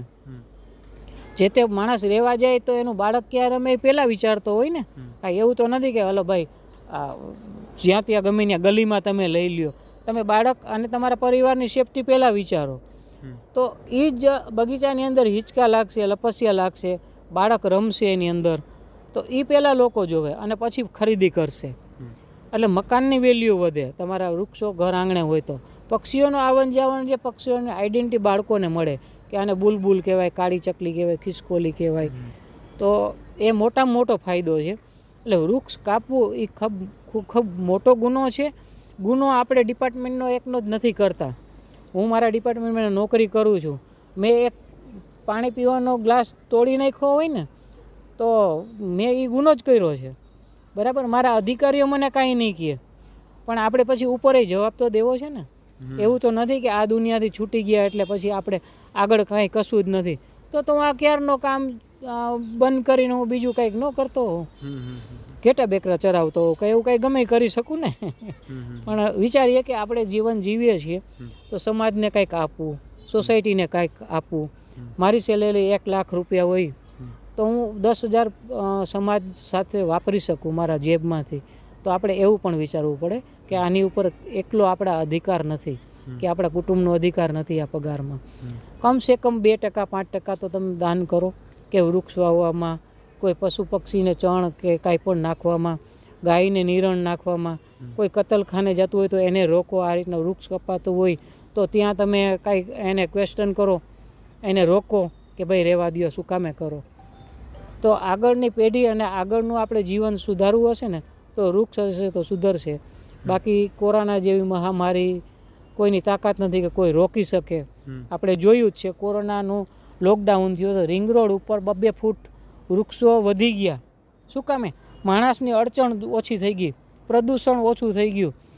ગિરનાર નજીક ગોંડલથી ગિરનાર દેખાવા માંડ્યો, ગોંડલ પહોંચ્યા હતા ગિરનાર સામે દેખાવા માંડે. તો એ કેટલું પ્રદૂષણ હશે વિચાર તો કરો. તો એ બધું ખૂબ જરૂરી છે. એટલે વૃક્ષો ખૂબ જરૂરી છે. મહત્ત્વનો એક પાસો છે વૃક્ષ છે. વિચારો સારા આવે વૃક્ષ નીચે બેસવામાં. તમે ક્યાંય થિયેટરમાં બેઠા હોય કે ક્યાંય બીજે બેઠા હોય અને પછી શાંત થઈ અને કોઈ સુસાઇડ કરવા જતો હોય ને, કદાચ એ 5 મિનિટ વૃક્ષ નીચે ઊભો રહી જાય ને, ગેરંટી હું તમને લખી દઉં કે એના વિચારો બદલી જશે. એ બંધ કરી દેશે, પરિવર્તન આવી જશે. હું 2 ડિસેબિલિટી ધરાવું છું. મને સિકલ સેલ એનિમિયા છે. 25 વર્ષની ઉંમર મને જિંદગી ડૉક્ટરે આપેલી છે, મેડિકલ લાઈન. મારી પાસે રિપોર્ટ પડ્યા છે બધાય, અને મને સમજાયું કે તમે 25 વર્ષ જીવશો. આજે 52 વર્ષનો હું થયો, મને કાંઈ ન થયું. શું કામે? હું વૃક્ષનું વાવેતર કરું. હંમેશા એક્ટિવિટી છે, તમે મને ગમે ત્યારે ફોન કરો તો એ એક્ટિવિટીમાં હું તમારી સાથે જોડાઈ જાઉં. હું એમ ન માનું કે હું આ ઇન્કમટેક્સનો કોઈ કર્મચારી છું કે હું, અને આમ જો હું ઈગોમાં રહ્યો હોત તો આજ ખતમ થઈ ગયો હોત. પણ હું જેમ દૂધમાં સાકર ભળીએ એમ હરેક સંસ્થા અને લોકો સાથે ભળી જાઉં અને એને મદદ કરું. કાળી રાતે મને ફોન આવે તો હું ઊભો થઈને હાલતો થઈ જાઉં. પશુ પક્ષીની સેવા કરું. એવું ગાર્ડન મેં મારા અગાસી ઉપર કર્યું, જેને પાણી પાઈ અને ઉછેરીને હું મોટા કરું અને દોડાદોડી કરું ને મને બીજા વિચાર આવતા જ નથી, કોઈ પણ જાતના વિચાર આવતા જ નથી. અમે 18 વર્ષના હતા. 1 કિલોમીટરનું મારું ગામ છે. સત્યનારાયણની અંધાર ઘપટ હોય છે ગામડાની અંદર. લાઇટ, સ્ટ્રીટ લાઇટ ત્યારે એ જમાનામાં હતા જ નહીં. મારું 15 વર્ષનો થયો ત્યારે મેં લેમ્પ બળતા જોયો. બાકી દીવાના અંધારે અંજવાળે જ અમે જઈમાં વાંચ્યા કે ભણ્યા, જે કાંઈ કરો. ગારાનું કાચા માટીનું મકાન હતું, એની અંદર અમારો ઉછેર. તો છોકરા છોકરીઓ 1 કિલોમીટર સુધી હાલ્યા જતા અમે સાથે. વિચાર કરો, એક સાથે ધુબાકા મારતા પાણીમાં, નદીઓમાં. ત્યારે એવો ખરાબ કોઈ વિચાર ન આવતો કે શું વસ્તુ છે, કે ગર્લફ્રેન્ડ કેને કહેવાય ને બોયફ્રેન્ડ કેને કહેવાય. કેટલા ખાસા સમય પછી ખબર પડી કે ભાઈ અહીંયા તો આ બધું આવું ચાલુ છે. કારણ કે આવ્યા ભેગા તો અમે એક્ટિવિટીને આવા બધામાં કામમાં લાગી ગયા. એટલે કોઈ પણ જાતનો વિચાર આવવાનો બંધ થઈ ગયો. 52 વર્ષ મેં અત્યારે પસાર કરી દીધા. કોઈ જાતની મેડિકલ પ્રોબ્લેમ લગભગ મારા દૂર થઈ ગયા. ફિઝિકલી 50% અપંગ, પગનું મારું હાડકું ભાંગેલું છે, હજી સુધી ઓપરેશન કરાવેલું નથી. 4 ઇંચ હાડકું મારું ઓલરેડી તૂટેલું પડ્યું છે. કાંઈ કરાવવાની જરૂર નથી. આપોઆપ કુદરત છે. કુદરતી જેને એક વખત ફોડકી ઇન્ફેક્શનથી થઈ હોય ને તો 3 દિવસની અંદર એ મટી જાય. 3 દિવસની અંદર તાવ આવ્યો હોય તો 3 દિવસમાં એ જતો રહેવાનો છે. માથું દુખ્યું હોય તો કે ભાઈ 24 કલાકમાં એ જતું રહેવાનું છે.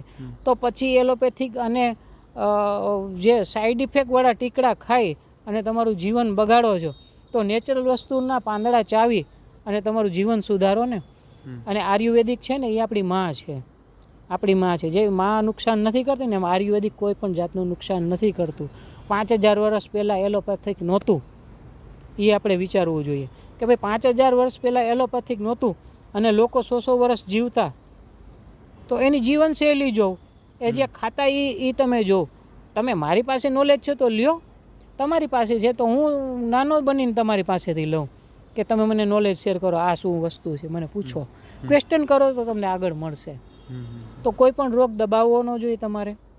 જેમ કે મેં શેર કર્યું કે મને સિકલ સેલ છે ને હું આટલા વર્ષથી જીવું, તમને જાણવા મળ્યું, અને 2001માં મેં રિપોર્ટ કર્યો હતો, તે પછી મેં કોઈ પણ જાતનો રિપોર્ટ કર્યો નથી. ડૉક્ટરે એમ કીધું કે તમે જાશો 44-45 ડિગ્રીમાં ડિહાઇડ્રેશન થઈ જશે ને ઉલટી થશે ને તમને બ્રેન સ્ટ્રોક આવશે. કેટલા સ્ટ્રોક આવીને હોયા ગયા મને ખબર નથી. 44-45 ડિગ્રીમાં હું મશીનથી ખાડા ગારું, મારી સાથે એનસીસી NSS વાળા હોય, મારા ગ્રુપના મેમ્બરો હોય, બિનદાસ કામ કરું છું. જે લખ્યું છે એ જ થવાનું છે. મેડિકલ સાયન્સ ઓફર ન કરી શકે તમે આટલા ટાઈમમાં તમે મરી જ જશો, ચેલેન્જ ન કરી શકે કોઈ દિવસ. કેન્સર થર્ડ સ્ટેજના કેન્સર મટેલા છે આયુર્વેદિકથી, અને જીવનશૈલીમાં પદ્ધતિ કરવાથી કે નેચરલ સૂપ અને જ્યુસ પીવાથી કેન્સર પણ મટી જાય છે. નવનીતભાઈ, આજે આપણે રાજકોટમાં આ બોનસાઈઝનું છે તે ફન સ્ટ્રીટમાં રાખેલું છે, તો એના વિશે જણાવો કે બોનસાઈઝ શું છે અને ત્યાં ફન સ્ટ્રીટમાં કેવી રીતે એ બધું રાખેલું છે, કોણે કરેલું છે, કેવી રીતનું બધું આયોજન છે, એના વિશે થોડું જણાવો. હા ભાઈ, ખાસ તો હું તમને ખૂબ તમે સારો પ્રશ્ન કર્યો અને ધન્યવાદ છે આપની ચેનલને અને આપને કે આવું બધું તમે પૂછીને લોકોને શેર કરો છો. બોનસાઈ છે ને એ એક મિની જંગલ તમે ઘરની અંદર નાના રૂપે વૃક્ષોને વાવી શકો. એડેનિયમ છે એ કાપવો કે કોઈ પાપ નથી, કે એને કાપીને તમે નાનું કરો તો એ પાપ નથી. એક પ્રૂનિંગની એક પદ્ધતિ છે કે એ મોટું થયું તો એને એ સાઈડ ઉપર એને પ્રૂનિંગ કરો. એક દાંડલી કાપી એટલે 4 દાંડલી ફૂટશે, ઘેરાવ વધશે, ફ્લાવરિંગની સંખ્યા વધશે, એટલે આખો ગુચ્છો અને ગોટો થશે તો એ એડેનિયમ ખૂબસૂરત લાગશે. પ્લસ એનું કોડેક્સ મોટું થશે અને પાણીની સંગ્રહ ક્ષમતા એની વધશે. અને જે વેચતા હોય તો એના માટે એ બેનિફિટ એ રહે કે જેટલું એનું કોડેક્સ મોટું એટલે એની વેલ્યુ વધારે. મેં તમને કીધું કે 4 લાખના એડેનિયમ મળે છે. તો એની અંદર ખાસિયત મેન આ છે કે એના રૂટ ટ્રેન કરેલા છે બુદ્ધા ટાઈપ. ગણપતિની આમ સૂંઢ કરી અને એ સૂંઢમાં પેઇન્ટિંગ કરીને એ તમારા ઘર સજાવી શકો. એડેનિયમ એટલા પ્રકારના થાય છે, તમે ટ્રેન કરી શકો. મારી અગાસી ઉપર છે, ક્યારેક તમે પધારજો, હું તમને આખું એના વિશે એડેનિયમના ટ્રેન વિશે હું તમને સમજાવીશ. તો બોનસાઈ છે એ નાનો વડલો છે, એ નાનો વડલાને એક ટ્રેન કરીને વડવાઈ નીચે રાખીને કોઈ ફાઇકસ છે તો એની વડવાઈ રાખીને ખૂબસૂરત એક નાની એવી પ્લેટની અંદર બનાવ્યું મિની જંગલ. તો એ બાળકો અને એક વાસ્તુશાસ્ત્ર મુજબ પણ સારું છે બોનસાઈ બનાવવાનું. વેલ્યુ વાઇઝ તો એ તમે આપણે જોયું કે 21 લાખના પ્લાન્ટ આજે આપણે જોયા, મેં તમને બતાવ્યા કે 21 લાખ રૂપિયાની કિંમત છે. હવે એ આ તો સામાન્ય પ્રાઇસ છે, 21 નહીં પણ 4-4, 5-5 લાખના બોનસાઈ પડ્યા છે. પણ એ ડીપમાં જવું પડે અને એ બધા એના આનો એક્ઝિબિશનમાં આપણે જઈએ તો ત્યાં આગળ આપણે જોવા મળે. ખાસ તો એ સોસાયટીમાં પ્રાઇસ ડિક્લેર થતી નથી, કારણ કે ચોરીના બનાવ બનતા હોય. પછી એક ગવર્મેન્ટ જેને આ લોકોએ જગ્યા આપી હોય કે જેના સ્પોન્સરશિપથી કામ કરતા હોય તો એનો રૂલ્સ હોય છે કે આની પ્રાઇસ ડિક્લેર ન કરવાની. આથી નીતિ નિયમ પ્રમાણે આ લોકો ચાલતા હોય. પોટની પ્રાઇસ આપણે જોઈ કે ભાઈ નાનો છે એ 150થી ચાલુ થાય, 5-5, 6-6 હજાર, 10-10, 25-25 હજાર રૂપિયાના પોટ પંડિતજીના જોયા એ પોટ ચાલુ થાય. તો એમાં પણ ખાસ એને એવોર્ડ મળ્યો એને, અને ખાસ એ પોટની પણ એક વેલ્યુ છે. તો બોનસાઈ ઘરની અંદર બનાવવામાં એક ખાસ તો ઘરનું વાતાવરણ સારું રહે. એક એ વસ્તુ જે કોર્નરમાં પડી તો એને જોવાથી એક તમારું માનસિક સ્ટ્રેસ દૂર થાય. દાખલા તરીકે મારે કમળનો પોન્ડ ઉપર બનાવેલા ઘણા વોટર લીલી છે, એની અંદર માછલી એડ કરી તો મારા બાળકો જોવે કે હું ચા કે કોફી પીતા પીતા એ જોઉં તો મને બીજા કંઈ પણ માનસિક સ્ટ્રેસ છે ને એમાં એ દૂર થઈ જાય મને, અને સાંજની ઊંઘ છે મને આરામથી સરસ આવે. કારણ કે તમે તમારા ઘરે પહોંચી ગયા એટલે ખતમ. તમે ચા પીને ફરો હરો, આટા મારો અને વૃક્ષો જોવો, ઝાડના પાન કરો, આમ તેમ નેદખોદ કરો તો એ જે જૂનું છે એ તમારું બધું ભૂલાઈ ગયું, ડિલીટ થઈ જાય. એટલે બોનસાઈ છે એ રીતના એ લોકો એક કોર્નર ઉપર અને વ્યવસ્થિત રીતે ગોઠવી અને બરોડા અને સુરતની અંદર તો ખાસ આવી સલાહ આપવાના પૈસા છે કે ગાર્ડનર હું છું અને ગાર્ડન વિશે તો એનો બંગલો બનતો હોય ને તો હું એમ કહું 5 ફૂટ પછી એરિકા રાખો કે ઝેડ પ્લાન રાખો કે ડાયફન રાખો, બાંબુ પ્લાન રાખો. તો એ સલાહના પૈસાનું છે 25,000, 30,000, 20,000. રાજકોટની અંદર હવે આવી કોઈ સિસ્ટમ હજી આપણે ચાલુ થઈ નથી. તો આવા બધા કલાકાર જેને કહેવાય છે આવી કલાકૃતિ રજૂ કરતા હોય તો એ એક કલા છે.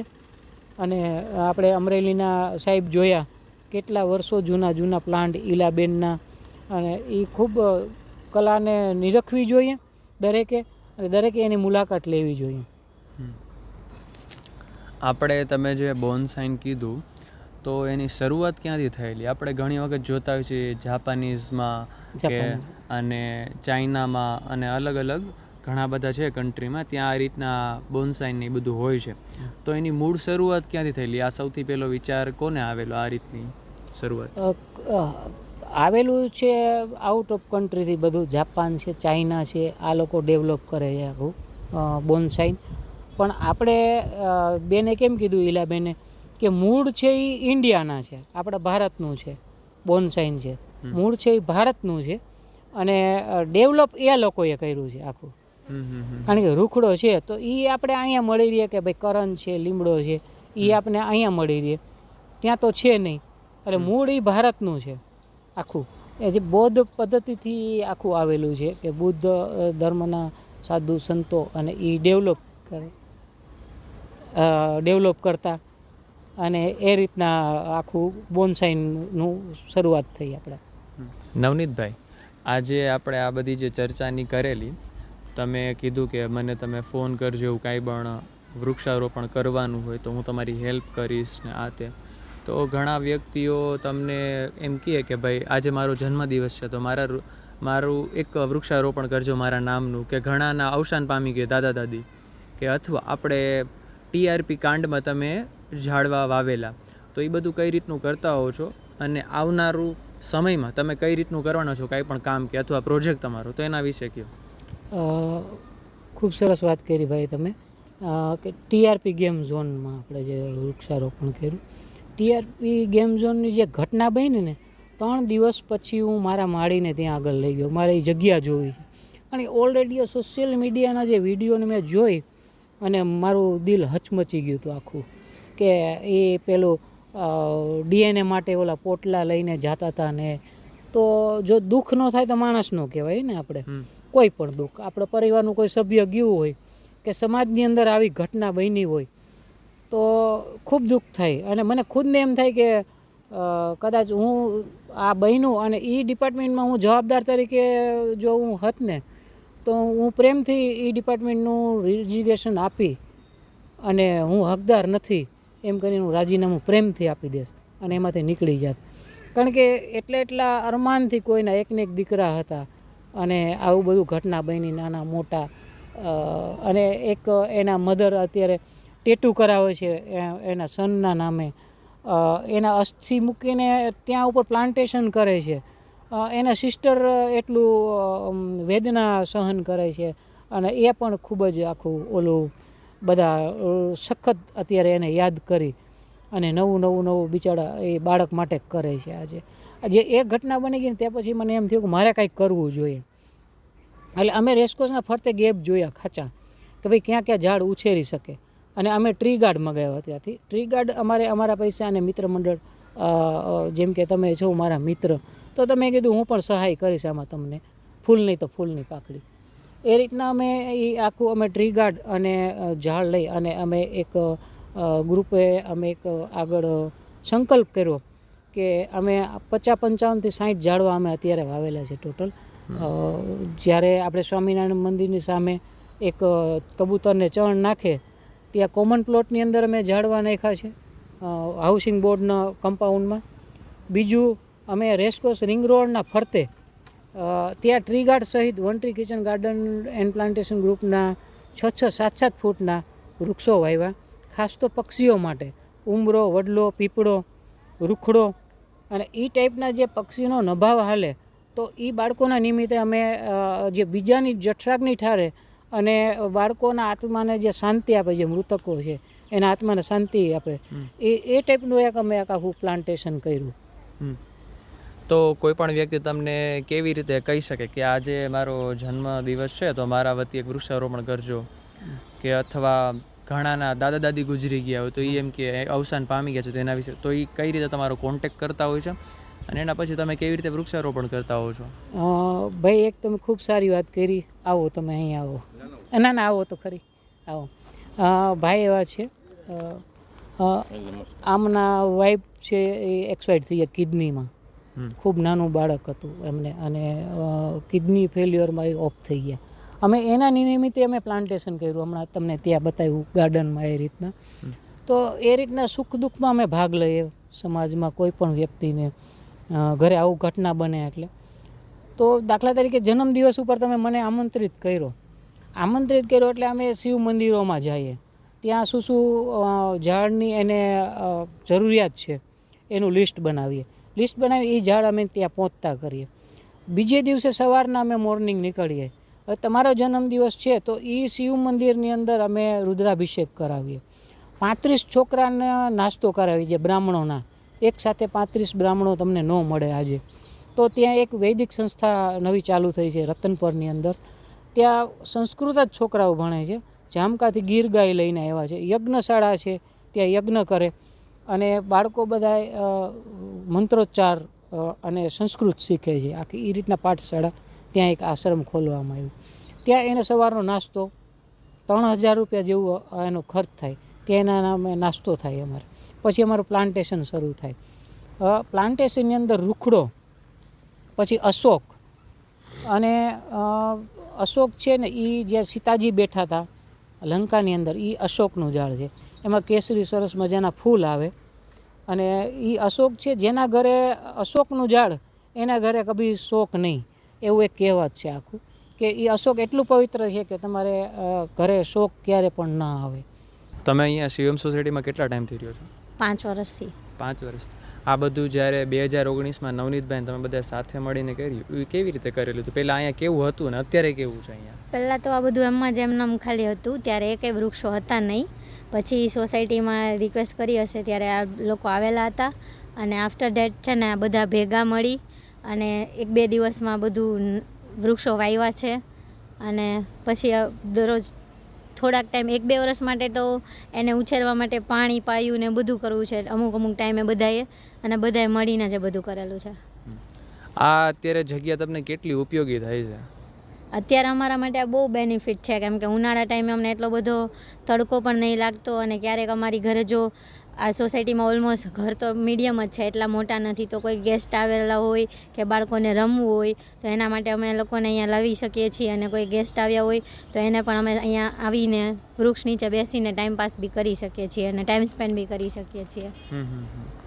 તમે ઘરમાં કયા છોડને રાખેલા છે આના સિવાય? ઘરમાં તો તુલસી ને ગુલાબ ને નાના જ છે. આની જેમ તો અમે ના જ કરી શકીએ ને. કઈ રીતનું જતન કરતા હો છો તમે ઘરમાં તુલસીનું એનું? ઘરમાં તો દરરોજ પાણી પાઈએ ને બસ. નમસ્તે. ઘરની અંદર કે આપણે ટેરેસ કે અગાસી ઉપર મિની જંગલ કેમ ઊભું કરવું એના માટેનો એક ખૂબ સરસ પ્રયત્ન છે. બોન્સાઇન ક્લબ રાજકોટ પ્રથમ બીજી વખત સેમિનારનું પ્રારંભ કરી રહ્યા છે. મોઢા સાહેબને બધા લોકો જે જૂના બધા માણસો આવ્યા છે. હવે અહીંયા આપણે પ્લાન્ટ મૂકેલા છે. ખાટી આંબલીને જો ટ્રેન કરેલી છે ત્યાં આગળ, ખૂબ સરસ. એ લગભગ 15 વર્ષ જૂની આંબલીનું પ્લાન્ટ છે. હા, પછી અહીંયા પીપરનું પ્લાન્ટ છે, એ 5 વર્ષ જૂનું જ આપણે બોન્સાઇન કરેલું છે આખું. એવા મુખ્ય પ્લાન્ટ હું તમને બતાવું છું. અહીંયા પીપળો છે. પીપળાનો પ્લાન્ટ પણ આ 6-1 વર્ષ જૂનો જે પથ્થરની અંદર ડેવલપ કરેલો છે, અને ખૂબ ઓછી માટી અને ઓછી જગ્યાની અંદર આખું બોન્સાઇન કેમ બને એના વિશેનું આ એક્ઝિબિશન છે આખું, કે જો તમે જોઈ રહ્યા છો. ફાઇકસ છે, ફાઇકસને કઈ રીતના ટ્રેન કરવું એની અંદર ખૂબ સરસ અંદર એક નાના ફળ આવે અને નાની સાઇઝમાં એને આખું ટ્રેન કરેલું છે. પછી મિની જંગલ ખાટી આંબલીનું જે નાના રાખેલા છે, સિંહ ને વાઘને, એ મિની જંગલ બનાવેલું છે. ખાસ તો વડલો છે એ પણ ખૂબ જૂનો છે. વડલો અહીંયા આપ જોઈ રહ્યા છો. બાજુની અંદર પીપર છે, એને ખૂબ સરસ ટ્રેન કરેલ છે. ફાઇકસ છે ઉપર, એ પણ જૂનું પ્લાન્ટ છે, ખૂબ પીપરનું પ્લાન્ટ જૂનું છે. એટલે આ રીતના એક આખું મિની જંગલ અહીંયા તૈયાર કરવામાં આવેલું છે. તો ખૂબ લોકોને અહીં મુલાકાત લીધા જેવું છે, નવું નવું જાણવા મળે એવું છે. વિદ્યાર્થીઓ બાળકોને ખાસ બતાવવા જેવું આ એક્ઝિબિશન છે. તો સૌ કોઈ આવો અને લાભ લ્યો. નમસ્તે મિત્રો, આજની સવાર જાણે પ્રકૃતિના આંગણે અને પ્રકૃતિના ખોળે માણવા જેવી હોય એવું લાગે છે.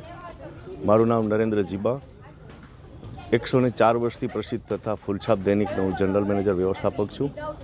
અને મેઘાણી અને કાગે જે પ્રકૃતિને પોતાના કાવ્ય શબ્દોમાં વર્ણવી છે અને જેટલા વર્ષોથી આપણે આ પ્રકૃતિનો વારસો આપણે જાળવી શક્યા છીએ, એનું એક ખૂબ સુંદર ઉદાહરણ કહી શકાય, અથવા તો જેને એમ કહી શકાય કે આપણી પાસે કંઈક મેળવવા જેવું અને કંઈક ઈશ્વરે આપ્યું છે એમાંથી કંઈક આપવા જેવું છે, એ જ્ઞાન અને પ્રકૃતિ છે. આજનો આ જે આયોજન છે એ સૌરાષ્ટ્ર બોન્સાઈ ક્લબ, એમણે એટલું સુંદર આયોજન કર્યું છે કે આપણે અત્યાર સુધી નર્સરીમાંથી છોડ લઈ આવી અને 100, 200 કે વધુમાં વધુ 500 કે 1000 સુધીના છોડવાઓ વાવવા માટે ટેવાયેલા છીએ. કદાચ ફળ ના હોય તો એથી વધારે હોય, 2-3 હજાર સુધીના હોય. પરંતુ આજે મને એ સમજાયું કે ખરેખર અમુક ઝાડવાઓની કિંમત શું હોઈ શકે, એનો ઉછેર શું હોઈ શકે, એની માવજત શું હોઈ શકે. અને એવી માવજત કરવાવાળા પણ આપણા સૌરાષ્ટ્રમાં અનેક લોકો આખા ગુજરાતના છે. અને આજે એ બધા જ અહીંયા આવીને ભેગા થયા છે, ત્યારે ખરેખર આનંદ થાય છે કે આટલું સુંદર આયોજન રાજકોટમાં થયું છે અને રાજકોટના પ્રકૃતિ પ્રેમીઓએ કર્યું છે. આ મારી પાછળની સાઈડમાં જ અમુક બોન્સાઈન્સ જે ઝાડવાઓ છે એની એટલા વર્ષોથી માવજત થઈ રહી છે કે એ છે તો માત્ર આપણા રેગ્યુલર જેટલા અહીંયા આપણે ઝાડવાઓ બીજા પ્રકૃતિઓમાં આપણે હરતા ફરતા હોય છીએ, બાગ બગીચામાં કે રોડ પર, ત્યારે જે જોઈએ છીએ એ જ ઝાડવાઓ, અને એથી થોડા વિશેષ ઝાડવાઓ પણ છે. પરંતુ આ જ ઝાડવાઓને હજારો વર્ષ સુધી એક માટીના જ કુંડામાં કઈ રીતે સંગ્રહિત કરી શકાય, કઈ રીતે એને ફલિત કરી શકાય અને કઈ રીતે એને જાળવી શકાય, છતાં પણ એની વૃદ્ધિ ન થાય, પણ એનું સૌંદર્ય છે, એની માવજત સાથેનું એનું જે કલારૂપ છે, આપણને અનોખી રીતે એ પ્રદર્શિત થતું હોય એવું દેખાય રાખે. જ્યારે પણ આપણે જોઈએ આવા ઝાડવાઓને, ત્યારે આપણને કંઈક નવું સૂઝે, નવી વાત જાણવા મળે. એટલે જ કવિ કાગે કીધું છે કે ઝાડવા પોતે પોતાના ફળ નથી ખાતા, ઉપકારી એનો આત્મા. આ તો આ ઝાડવા છે એ તો ઉપકારી આત્માવાળા છે, એને કોઈ જરૂર નથી હોતી સાહેબ. આપણા હિન્દી સાહિત્ય જગતમાં પણ એક કીધું છે, પેડો, ઘણા ફિલ્મી ગીતોમાં પણ કહ્યું છે, કભી પેડ કા સાયા પેડ કે કાબ લાયા. ઉસને તો આ બધા ઝાડ છે એ માણસ અને જાનવર અને જીવ આ બધાને સાચવવાનું કામ કરે છે. હવે આપણી ફરજ એ છે કે આપણે આને સાચવવાનું કામ કરીએ, બોન્સાઈની રૂપમાં હોય કે આપણી આજુબાજુની પ્રકૃતિના રૂપમાં હોય.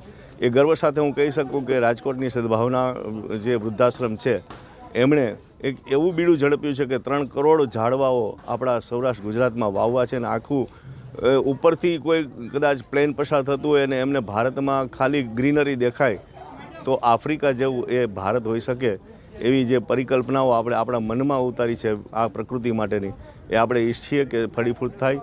આવી મનનાઓ, ધારો કે હવે આપણે બહાર તો આપણે મોટા મોટા ઝાડવાઓ જોઈએ જ છીએ, પરંતુ જો જે કોઈ વ્યક્તિ આ મારો વિડીયો નિહાળી રહ્યા છે એને પોતાના ઘરમાં છાંયડામાં પણ નાની એવી ઝાડવાની કોઈ એવી આવૃત્તિ કે આ એક કુંડામાં પણ આપણે વર્ષો સુધી કોઈ ઝાડને સાચવી શકીએ, એની જો શીખ જોતી હોય, એની જો કંઈ તમારે ગાઈડલાઈન જોતી હોય, તો એ આજે અહીંયા રેસકોર્સના સ્વિમિંગ પુલની બાજુના જે આ રોડ છે એ રોડ પર આવેલા આ પ્રદર્શનમાં, સૌરાષ્ટ્ર બોન્સાઈ પ્રદર્શનમાં જોઈ શકાશે. ખરેખર આ લાભ નહીં લે એ ઘણું ગુમાવશે, એનો મને પૂરેપૂરી ખાતરી છે. અને આજે હું આ લાભ લઈને ખૂબ ધન્ય થયો છું. આભાર બોન્સાઈ ક્લબ અને આભાર પ્રકૃતિ પ્રેમીઓ. હું ડૉક્ટર રમેશભાઈ ભાયાણી, નિયામક લોકવિજ્ઞાન કેન્દ્ર. છેલ્લા અમે 6 માસથી રાજકોટના લોકોને બોન્સાઈ શું કહેવાય અને બોન્સાઈ એ કેવી આર્ટ છે કે જે આપણે ઘરોની અંદર, જેને હવે અત્યારના જાણીએ છીએ કે ઘરોની બહાર વૃક્ષ ઘણીવાર આપણા મકાન એવા હોય કે જે આપણે અહીંયા વાવી ન શકીએ, પણ આવા જ વડપીપળા જેવા મોટા વૃક્ષ ઘરમાં પણ છોડમાં રણછોડ છે એમ પધારી શકે, આપણે પોતે એ કરી શકીએ એનું જતન. અને વધુમાં વધુ આવા વૃક્ષોથી, ખાસ કરીને આ બોન્સાઈ આર્ટથી નાના નાના વૃક્ષ, મોટા મોટા વૃક્ષોને એનું નાનું સ્વરૂપ આપીને આપણા ઘરની શોભા વધારે. એ ઉપરાંત આવા જે વૃક્ષો છે એ ઓક્સિજન વધારે આપે આપણા ઘરમાં. એટલે કે એક આશીર્વાદ છે, કુદરતની એક કૃપા છે કે આવી એક પ્રવૃત્તિઓ રાજકોટની અંદર ઘણા સમયથી ચાલે છે. આની પહેલાં લગભગ 6 કે 7 જેટલા વર્કશોપ આપણે લોકવિજ્ઞાન કેન્દ્રમાં કર્યા. એની પાછળની ભૂમિકા એ હતી કે સમાજના લોકો આવે, જેને ઘરમાં ફળિયા ન હોય, વૃક્ષ વાવી ન શકે એવા પણ પોતે જ રસ લઈ અને પ્રકૃતિની આનંદ ઘરના ડ્રોઈંગ રૂમમાં માણી શકે.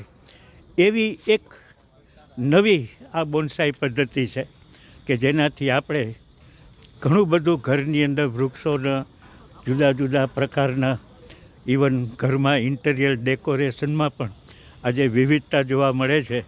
પણ આ કુદરતી વિવિધતા છે કે જે આપણા ઘરની અંદર આવા બધા સરસ મજાના વડ ને પીપળા ને જુદા જુદા મોટા પ્લાન્ટ, જેને આપણે નાનું સ્વરૂપ આપીને આપણા ઘરની અંદર રાખી શકીએ.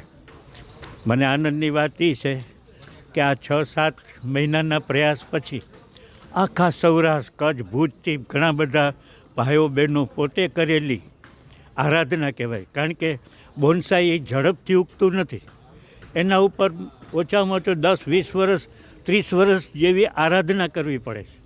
અને એવી આરાધના માટે થઈને આવા જે પ્લાન્ટની પૂજા કરતા હોય, હું જે બધે ભાગ લીધો છે એ સર્વે બોન્સાઈ લવર્સ, પ્રેમીઓને નમસ્કાર કરું છું કે રાજકોટના આંગણે એક નવી પદ્ધતિ લોકોને જોવા મળે, જે આમ આપણે જોવા નથી મળતી. પણ આજે રાજકોટમાં હું સિંધવભાઈ અને આયોજકો અને સર્વેને ખૂબ ખૂબ ધન્યવાદ આપું છું.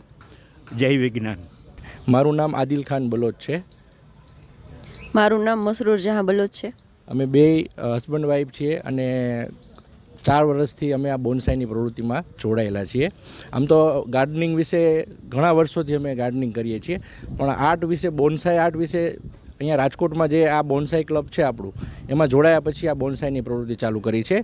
અહીંયા મારા આ જે છે ડિસ્પ્લેમાં દેખાય છે બધા અમારા બનાવેલા બોન્સાઈ પ્લાન્ટ છે, જેમાં ફાઇકસની વેરાયટી છે, બેન્જામિના ફાઇકસ છે, પિલખન છે, ઝેડ પ્લાન્ટ છે, ખાટી આંબલી છે, આપણી વડના ઝાડ છે 2 પ્લાન્ટ, અહીંયા બોધી પીપળ છે, ઝેડ પ્લાન્ટ છે, મામે બોન્સાઈમાં કહીએ તો આ પિલખન અહીંયા છે, આ બાજુ દેખાય છે, લીમડો છે આપણો, પછી ત્યાં પ્રેમનાના પ્લાન્ટ છે, ઓલા ઝેડ પ્લાન્ટ છે, રૂટ ઓવર રોક કરેલા સામે દેખાય છે એ ઝેડ પ્લાન્ટ છે, ફાઇકસ છે, પીપળ છે, ખાસ કરીને અહીંયા આ બોધી પીપળ છે એક, અને એક આ વેરાયટી છે જંગલ જલેબી જેને કહેવાય છે, કે જે આપણી ગોરસ આંબલી, મીઠી આંબલી જેને કહેવાય છે એ અહીંયા છે.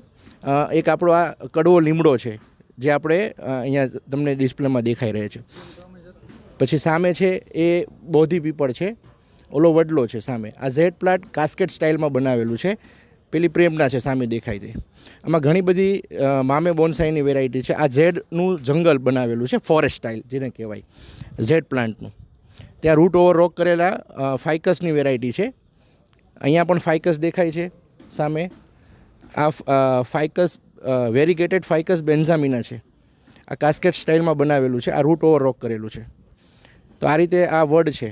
અને સામે જે વડ દેખાય છે એની અંદર જે વડવાઈ છે એ ગ્રાફ્ટ કરેલી છે, ગ્રાફ્ટિંગ સ્ટાઇલથી એમાં વડવાઈ બેસાવેલી છે, એટલે કે જે એરિયલ રૂટ્સ છે એના એ બધા ગ્રાફ્ટ કરેલા છે. અહીંયા છે ઝેડ પ્લાન્ટ, એ રૂટ ઓવર રોક કરેલું છે. આ પણ ફાઇકસ રૂટ ઓવર રોક કરેલું છે. આ પ્રેમના છે. આ ઉમરો છે આપણો, દેશી ઉમરો જે આપણો કહેવાય એ છે, બરાબર. અહીંયા આ ઝેડ પ્લાન્ટ છે, સામે એવું ફાઇકસ છે. ઓલી પ્રેમના વેરીગેટેડ છે જે સ્ટોન ઉપર લીધેલી છે. સામે છે એ ઝેડ પ્લાન્ટ છે, રૂટ ઓવર રોક કરેલો. આ રીતે આ બધા પ્લાન્ટ જે 3 થી 4 વર્ષના છે અને પાછળ જે પ્લાન્ટ દેખાય છે 7 થી 8 વર્ષના, 10 વર્ષની એની એજ છે. સામે જે છે એ આંબલીનું ફોરેસ્ટ બનાવેલું છે. ફોરેસ્ટ સ્ટાઇલમાં આપણી ખાટી આંબલી બનાવેલી છે. એ પણ 3 થી 4 વર્ષથી ઉપરની એની એજ છે. પેલું છે એ મામે બોન્સાઈ છે ફાઇકસનું, અને ઓલી ચાઇનીઝ આંબલી છે સામે દેખાઈએ. આ બોધી પીપળ છે. આ 12 થી 13 વર્ષની એનું એજ છે. સામે વડલો છે, એની પણ ઉંમર 12 થી 13 વર્ષની આજુબાજુ છે. આ ફાઇકસ બેન્ઝામિના છે. આ પ્લાન્ટ બહુ ઓલો જે કહેવાય કે બોન્સાઈ બનાવવું બહુ અઘરું પડે છે. એનું વર્ક કરવું એના ઉપર બહુ અઘરું છે, કારણ કે જો એના રૂટ્સ ડેમેજ થઈ ગયા તો પ્લાન્ટ એકદમ ડાય થઈ જાય છે. નમસ્તે, મારું નામ હેમલ ચોટાઈ છે. હું ગાર્ડનિંગ એન્ડ ગ્રોથથી બિલોંગ કરું છું. અમારી પાસે ગાર્ડનિંગ રિલેટેડ બધા પોટિંગ મીડિયા, બધા ફર્ટિલાઇઝર્સ, ડેકોરેટિવ્સ, મિનિએચર્સ, પ્લાન્ટ્સ, આ બધું વસ્તુ અવેલેબલ થઈ જાય છે. અમે લોકો બધી વસ્તુ ઓર્ગેનિક સેલ કરીએ છીએ. કેમિકલાઇઝડ કોઈ વસ્તુ સેલ નથી કરતા. પોટિંગ મીડિયા, ફર્ટિલાઇઝર્સ બધું અમારી પાસે ઓર્ગેનિક હોય છે. આ જે મીડિયા છે, આ પેલું છે આપણે મિનિએચર્સ છે, આને આપણે આ રીતે પ્લાન્ટમાં ડેકોરેટ તરીકે યુઝ કરી શકીએ છીએ. કોઈને ગિફ્ટ આપવું હોય તો આ રીતે ડેકોરેટિવ પર્પઝથી અલગ અલગ મિનિએચર્સ તમે એમાં યુઝ કરી શકો છો.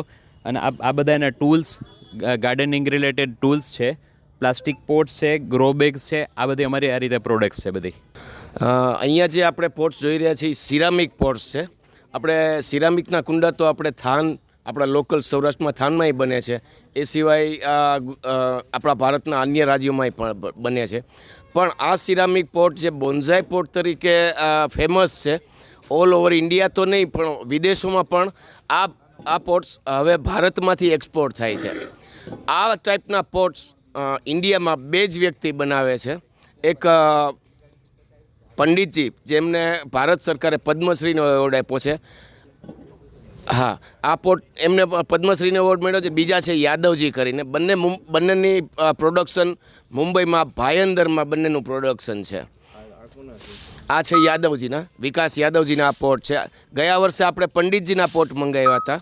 આ વર્ષે આપણે યાદવજીના, આપણે બંનેને તક આપીએ છીએ. જેથી આ એક નાનામાં નાની સાઇઝનું પોટ 100 રૂપિયાથી લઈ અને 5000 સુધીની કિંમતના હોય છે. માની લો કે આ પોટ છે તો આ 6000 રૂપિયાનું પોટ છે. આ લગભગ 1000-1500 રૂપિયાની આસપાસ છે. આ બધા કોસ્ટલી હોય, પણ આ લાઈફ ટાઈમ પોટ છે. તમે એક વખત ખરીદશો અને આમાં તમે જ્યારે કોઈ પણ બોન્સાઈ પ્લાન્ટ, કેક્ટસ, સક્યુલન્ટ, એડિનિયમ કોઈ પણ પ્લાન્ટ લગાવશો એટલે તમારા પ્લાન્ટની શોભામાં 4 ચાંદ લાગી જાય છે. સામાન્ય પોટ અને આ પોટમાં જમીન આસમાનનો ફરક છે. આપણે સૌરાષ્ટ્રમાં આ પોટ અવેલેબલ કરાવવા માટે વાર્ષિક એક વખત કાં તો યાદવજીને બોલાવી છીએ અથવા તો પંડિતજીને બોલાવી છીએ, અને દર વર્ષે બેને અલગ અલગ લોકોને આપણે તક આપી છીએ. જે અત્યાર સુધી અમદાવાદ અને બરોડા આપણે આ ખરીદવા માટે જવું પડતું હતું, હવે આપણે આ સૌરાષ્ટ્રમાં અવેલેબલ કરીએ છીએ. આ જે પ્લાન્ટ છે સાપ સાથેનો, એ જે છે એ રૂખડો કહેવાય ગુજરાતી ભાષામાં. ઇંગ્લિશમાં એને બાઓબાબ કહે છે. કલ્પવૃક્ષ પણ કહેવાય. પછી આ જે છે અરાઉરિયા કનિંગહામી, આ વાળું, બરાબર. એની બાજુમાં આંબલી છે. એની બાજુમાં 2 પ્લાન્ટ જે છે એ બરસેરા, એટલે એ એક ગુગળની પ્રજાતિ છે. એની બાજુમાં ફરી પાછું બુસીડા સ્પિનોસા છે, પીળી પટ્ટીવાળું. એની બાજુમાં જંગલ ટાઈપ બાઓબાબ છે રૂખડાનો, જ્યાં તમે જોઈ શકો કે પ્રાણીઓ બતાવેલા છે. એટલે શું કે જંગલ, જે રીતે નામ આપ્યું છે કે જંગલ, એટલે અંદર જંગલી પ્રાણીઓને બેસાડીને કુદરતી સ્વરૂપ આપીને બતાડવામાં આવ્યું છે. બાઓબાબ એને આપણે કહીએ. પછી તમે નીચે આવો તો આ બુદ્ધાની પાછળ ચેરી છે, જેમાં બિલાડી છે. એની બાજુમાં અનધર સ્ટાઇલ જે રાફ્ટ સ્ટાઇલ કહેવાય, કે જે એન્વાયરમેન્ટ અથવા હવાના ફોર્સથી, પવનના જો એનાથી પ્લાન્ટ પડી જાય તો આડું થઈ જાય, તો એની એ પોટમાં ડિઝાઇન આપેલી છે. ઉપર પેલી બાજુ તમે જુઓ તો ફાઇકસ છે. એની બાજુમાં હિબિસ્કસ છે. પછી નીચે આવીએ તો આ બાજુ ક્રિએશન એવી રીતે કે સ્કલ્પચર આપેલું છે, કાર્વિંગ કરીને એને સ્કલ્પચર આપેલું છે. સાથે 2 પ્લાન્ટ્સ જે છે એ ઓવાટા, ક્રસુલા ઓવાટા છે. પછી એની બાજુ આ બાજુ તમે આવો તો ગુગળની 2 પ્રજાતિ છે, એક આ અને એક ઉપર છે. બંને એક જ કટિંગમાંથી કરેલા છે, બટ એકમાં લીવ્સ હજી આવે છે જ્યારે બીજામાં લીવ્સ નથી. આ વાતાવરણના લીધે કરીને અત્યારે પાંદડા એના ખરી જાય, પાનખર આપણે કહીએ એટલે પાંદડા ખરી જાય અને એ 2 ડિફરન્શિએટ બતાડવા માટે કરીને કે આમાં લીવ્સ છે જ્યારે ઉપરમાં લીવ્સ નથી. આ જે પ્લાન્ટ છે નીચે એને ફિડર લીફ પણ કહેવાય, at the same time ficus lyrata પણ કહેવાય. આ મિનિએચર ફોર્મ છે, સ્મોલ નાનકડું છે, જ્યારે એનો હાઇટ 5 થી 7 ફૂટથી પણ વધી શકે છે. નમસ્કાર, મારું નામ વિનોદ મોઢા ને બોન્સાઈ મારો શોખ છે ને 30 વર્ષથી હું બોન્સાઈ કરું છું ને આજે અત્યારે પાછળ દેખાય છે બધા બોન્સાઈ મારા જ છે ને બધી જાતના ઝાડ. આજે કોઈ પણ જાતનું ઝાડ લોકલ જે તમે ડેવલપ થતું હોય ફોરેસ્ટ રોડ સાઈડ જંગલમાં એ બધા કલેક્ટ કરી ને બોન્સાઈ બનાવવાની તૈયારી કરું છું.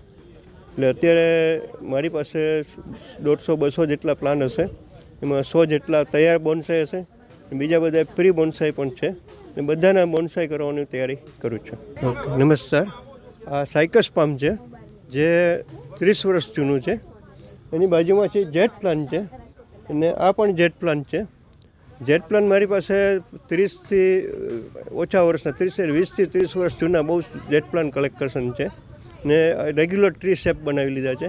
એ સાથે ચીકુનટ પ્લાન્ટ છે, રૂખડો છે, આંબલી બહુ જૂની છે, એ પણ 30 વર્ષ જૂની છે. એની પાછળ જે રાયણ છે એ પણ 30 જૂની છે કે જ્યાં રેગ્યુલર આપણે જૂનું ઝાડ દેખાય ને એવું ટાઈપનું બનાવેલું છે. એવી રીતે બોરસલી છે એ પણ 30 વર્ષ જૂની પ્લાન્ટ છે. નમસ્કાર, હું વિનોદ મોઢા. રાજકોટમાં 30 વર્ષથી બોન્સાઈ કલેક્શન છે મારી પાસે ને 300થી વધારે પ્લાન્ટ મેં કલેક્ટ કર્યા છે. અમે bonsai club, Saurashtra bonsai club ચલાવીએ છીએ. છેલ્લા 4-5 વર્ષથી આ બધા મિત્રો ભેગા થઈ ને આજે નવા માણસોને ટ્રેન કરવાનું કાર્ય કરીએ છીએ. રેગ્યુલર 1 વર્ષમાં પ્રદર્શન કરીએ છીએ. આ અમારું બીજું પ્રદર્શન છે ને દર મહિને એક વર્કશોપ કરીએ છીએ જે બધાને નવી ટેકનિક બધી બોન્સાઈ કેવી રીતે પ્લાન્ટેશન કરવું, રિપોર્ટ કરવું, કટિંગ, પ્રૂનિંગ બધું શીખવાડીએ છીએ ને સતત અમારી પ્રવૃત્તિ ચાલુ રહે છે. અને નવા માણસો ત્યારે વધતા જાય છે ને આ બોન્સાઈમાં 400થી વધારે પ્લાન્ટ અમે કલેક્ટ કરેલા. ઓકે. ઈલા આચાર્ય, આમ રાજકોટમાં પ્રદર્શન એ RMCએ જેટલી પણ વાર 2015થી પ્રદર્શન રાખ્યું છે ત્યારથી હું પાર્ટિસિપેટ કરું છું. બોન્સાઈ પહેલી વાર મેં 2015માં જોયા છે, પણ મટીરિયલ કહીએ મારી પાસે ઘણા વર્ષોથી છે, અબાઉટ 40 યર્સથી મારી પાસે મટીરિયલ ખરું. But I started working on bonsai as a bonsai on plants 2015 પછી. આમ જોવા જાઓ તો ચાઇના, જાપાન એ બધા દેશો જે છે એ બધા બોન્સાઈ માટે વખણાય, પણ મૂળ જે છે એ આપણા ભારતમાંથી જ આયુર્વેદના કટિંગ્સ લઈ જઈને આજે દૂર બીજા દેશોમાં વિકસિત થયેલા છે. મને અભિમાન છે કે આ જે પ્રવૃત્તિ જે છે બોન્સાઈ કહેવાય, નામ બોન્સાઈ ચાઇના ને જાપાનનું એ બધું આપેલું છે, બટ રૂટ છે એ આપણા ભારતથી છે, મૂળ જે છે આપણા ભારતનું છે. આઈ એમ થેન્કફુલ ટુ RMC કે અમને સપોર્ટ આપ્યો છે, ક્લબને સપોર્ટ આપ્યો છે કે જેથી કરીને આને દૂર સુધી અમે લોકો એને જાગૃતતા આપી શકીએ બોન્સાઈ વિષય ઉપર. Thank you. જય શ્રી કૃષ્ણ. નમસ્કાર, ચેતન સિંધવ. છેલ્લા 9 વર્ષથી બોન્સાઈ વિશે ગંભીરતા થોડીક આવી. મારા સિનિયર્સ છે સન્માનીય શ્રી ઈલાબેન આચાર્ય, સન્માનીય શ્રી મોઢા સાહેબ અને અમારા સૌથી સિનિયર એવા અમરેલીથી RC મહેતા સાહેબ છે. આ બધા અમારા સિનિયર્સ અને અમારા ગુરુ સમાન છે. એમના પ્લાન્ટ્સ જોઈને અમને નવી પેઢીના સૌરાષ્ટ્ર બોન્સાઈ ક્લબના બોન્સાઈ આર્ટિસ્ટો વધુને વધુ તૈયાર થાય એના માટે પ્રેરણા અમને મળી છે. થોડો પરિચય સૌરાષ્ટ્ર બોન્સાઈ ક્લબનો હું આપવા માગું છું, જે છેલ્લા 4 વર્ષથી અમે નાનકડા વોટ્સએપ ગ્રુપથી શરૂઆત કરી હતી કે જે લોકો ઇન્ટરેસ્ટેડ છે બોન્સાઈ આર્ટ માટે, એવા લોકોને અમે એ સમૂહની અંદર સમાવ્યા છે અને આજે એ સંખ્યા 450ને પાર કરી છે. અને જસ્ટ આ બોન્સાઈ પ્રદર્શન પછી આ સંખ્યા અમે ધારીએ છીએ કે 500+ અમારા સૌરાષ્ટ્ર બોન્સાઈ ક્લબના સભ્યો પહોંચી જશે.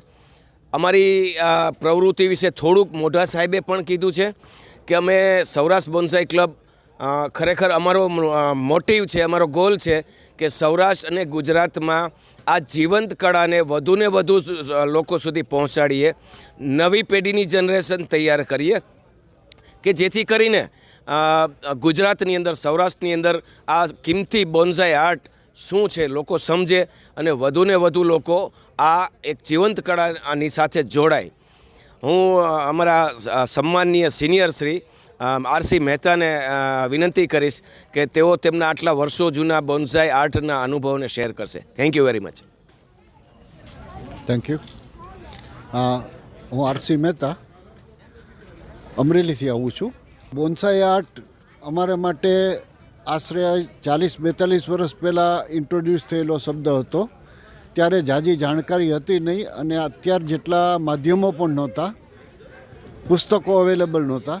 છતાં પણ એ વખતના અમારા કેટલાક સિનિયર જેણે મહેનત કરી હતી, એમાંના એક મુખ્ય કિશોરભાઈ પટેલ હતા, મૂળ રાજકોટના જ.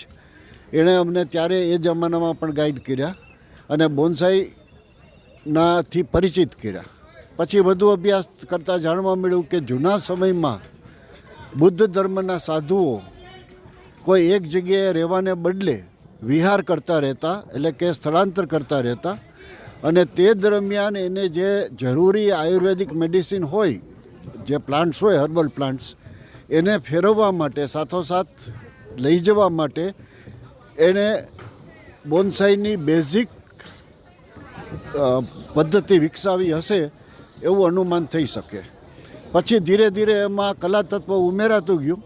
અત્યારે બોન્સાઈ એ પ્રોડક્શન માટે નહીં પણ એસ્થેટિક માટે વધુ વપરાય. અને તમે અત્યારે જુઓ તો રાજકોટ જેવા નાના સેન્ટરમાં પણ આમ જુઓ તો ભારતની કક્ષાએ મુંબઈ, કલકત્તા, બરોડામાં ખૂબ કામ થાય. એની પ્રમાણમાં રાજકોટ નાનું હોવા છતાં એક જ વર્ષમાં છેલ્લા એક્ઝિબિશનમાં અમારે માત્ર 100 જેટલા નમૂનાઓ હતા. આજે અમારે 450 જેટલા સ્પેસિમેન છે અને તમે જુઓ બધા એકથી ચડ્યા હતા. નવાઈ લાગે એટલા સારા સ્પેસિમેન આપણા મિત્રોએ ડેવલપ કર્યા છે. આ કલા ધીરજ માગી લે છે. આ ઝડપથી આમાં કોઈ રિઝલ્ટ મળે નહીં. એટલે ધીરજપૂર્વક આ કલાનો અભ્યાસ કરે તો એમાં એક વિશિષ્ટ આનંદ આવે છે અને એને લીધે નવા ને નવા મિત્રો આમાં જોડાય તે પણ એટલું જ જરૂરી છે.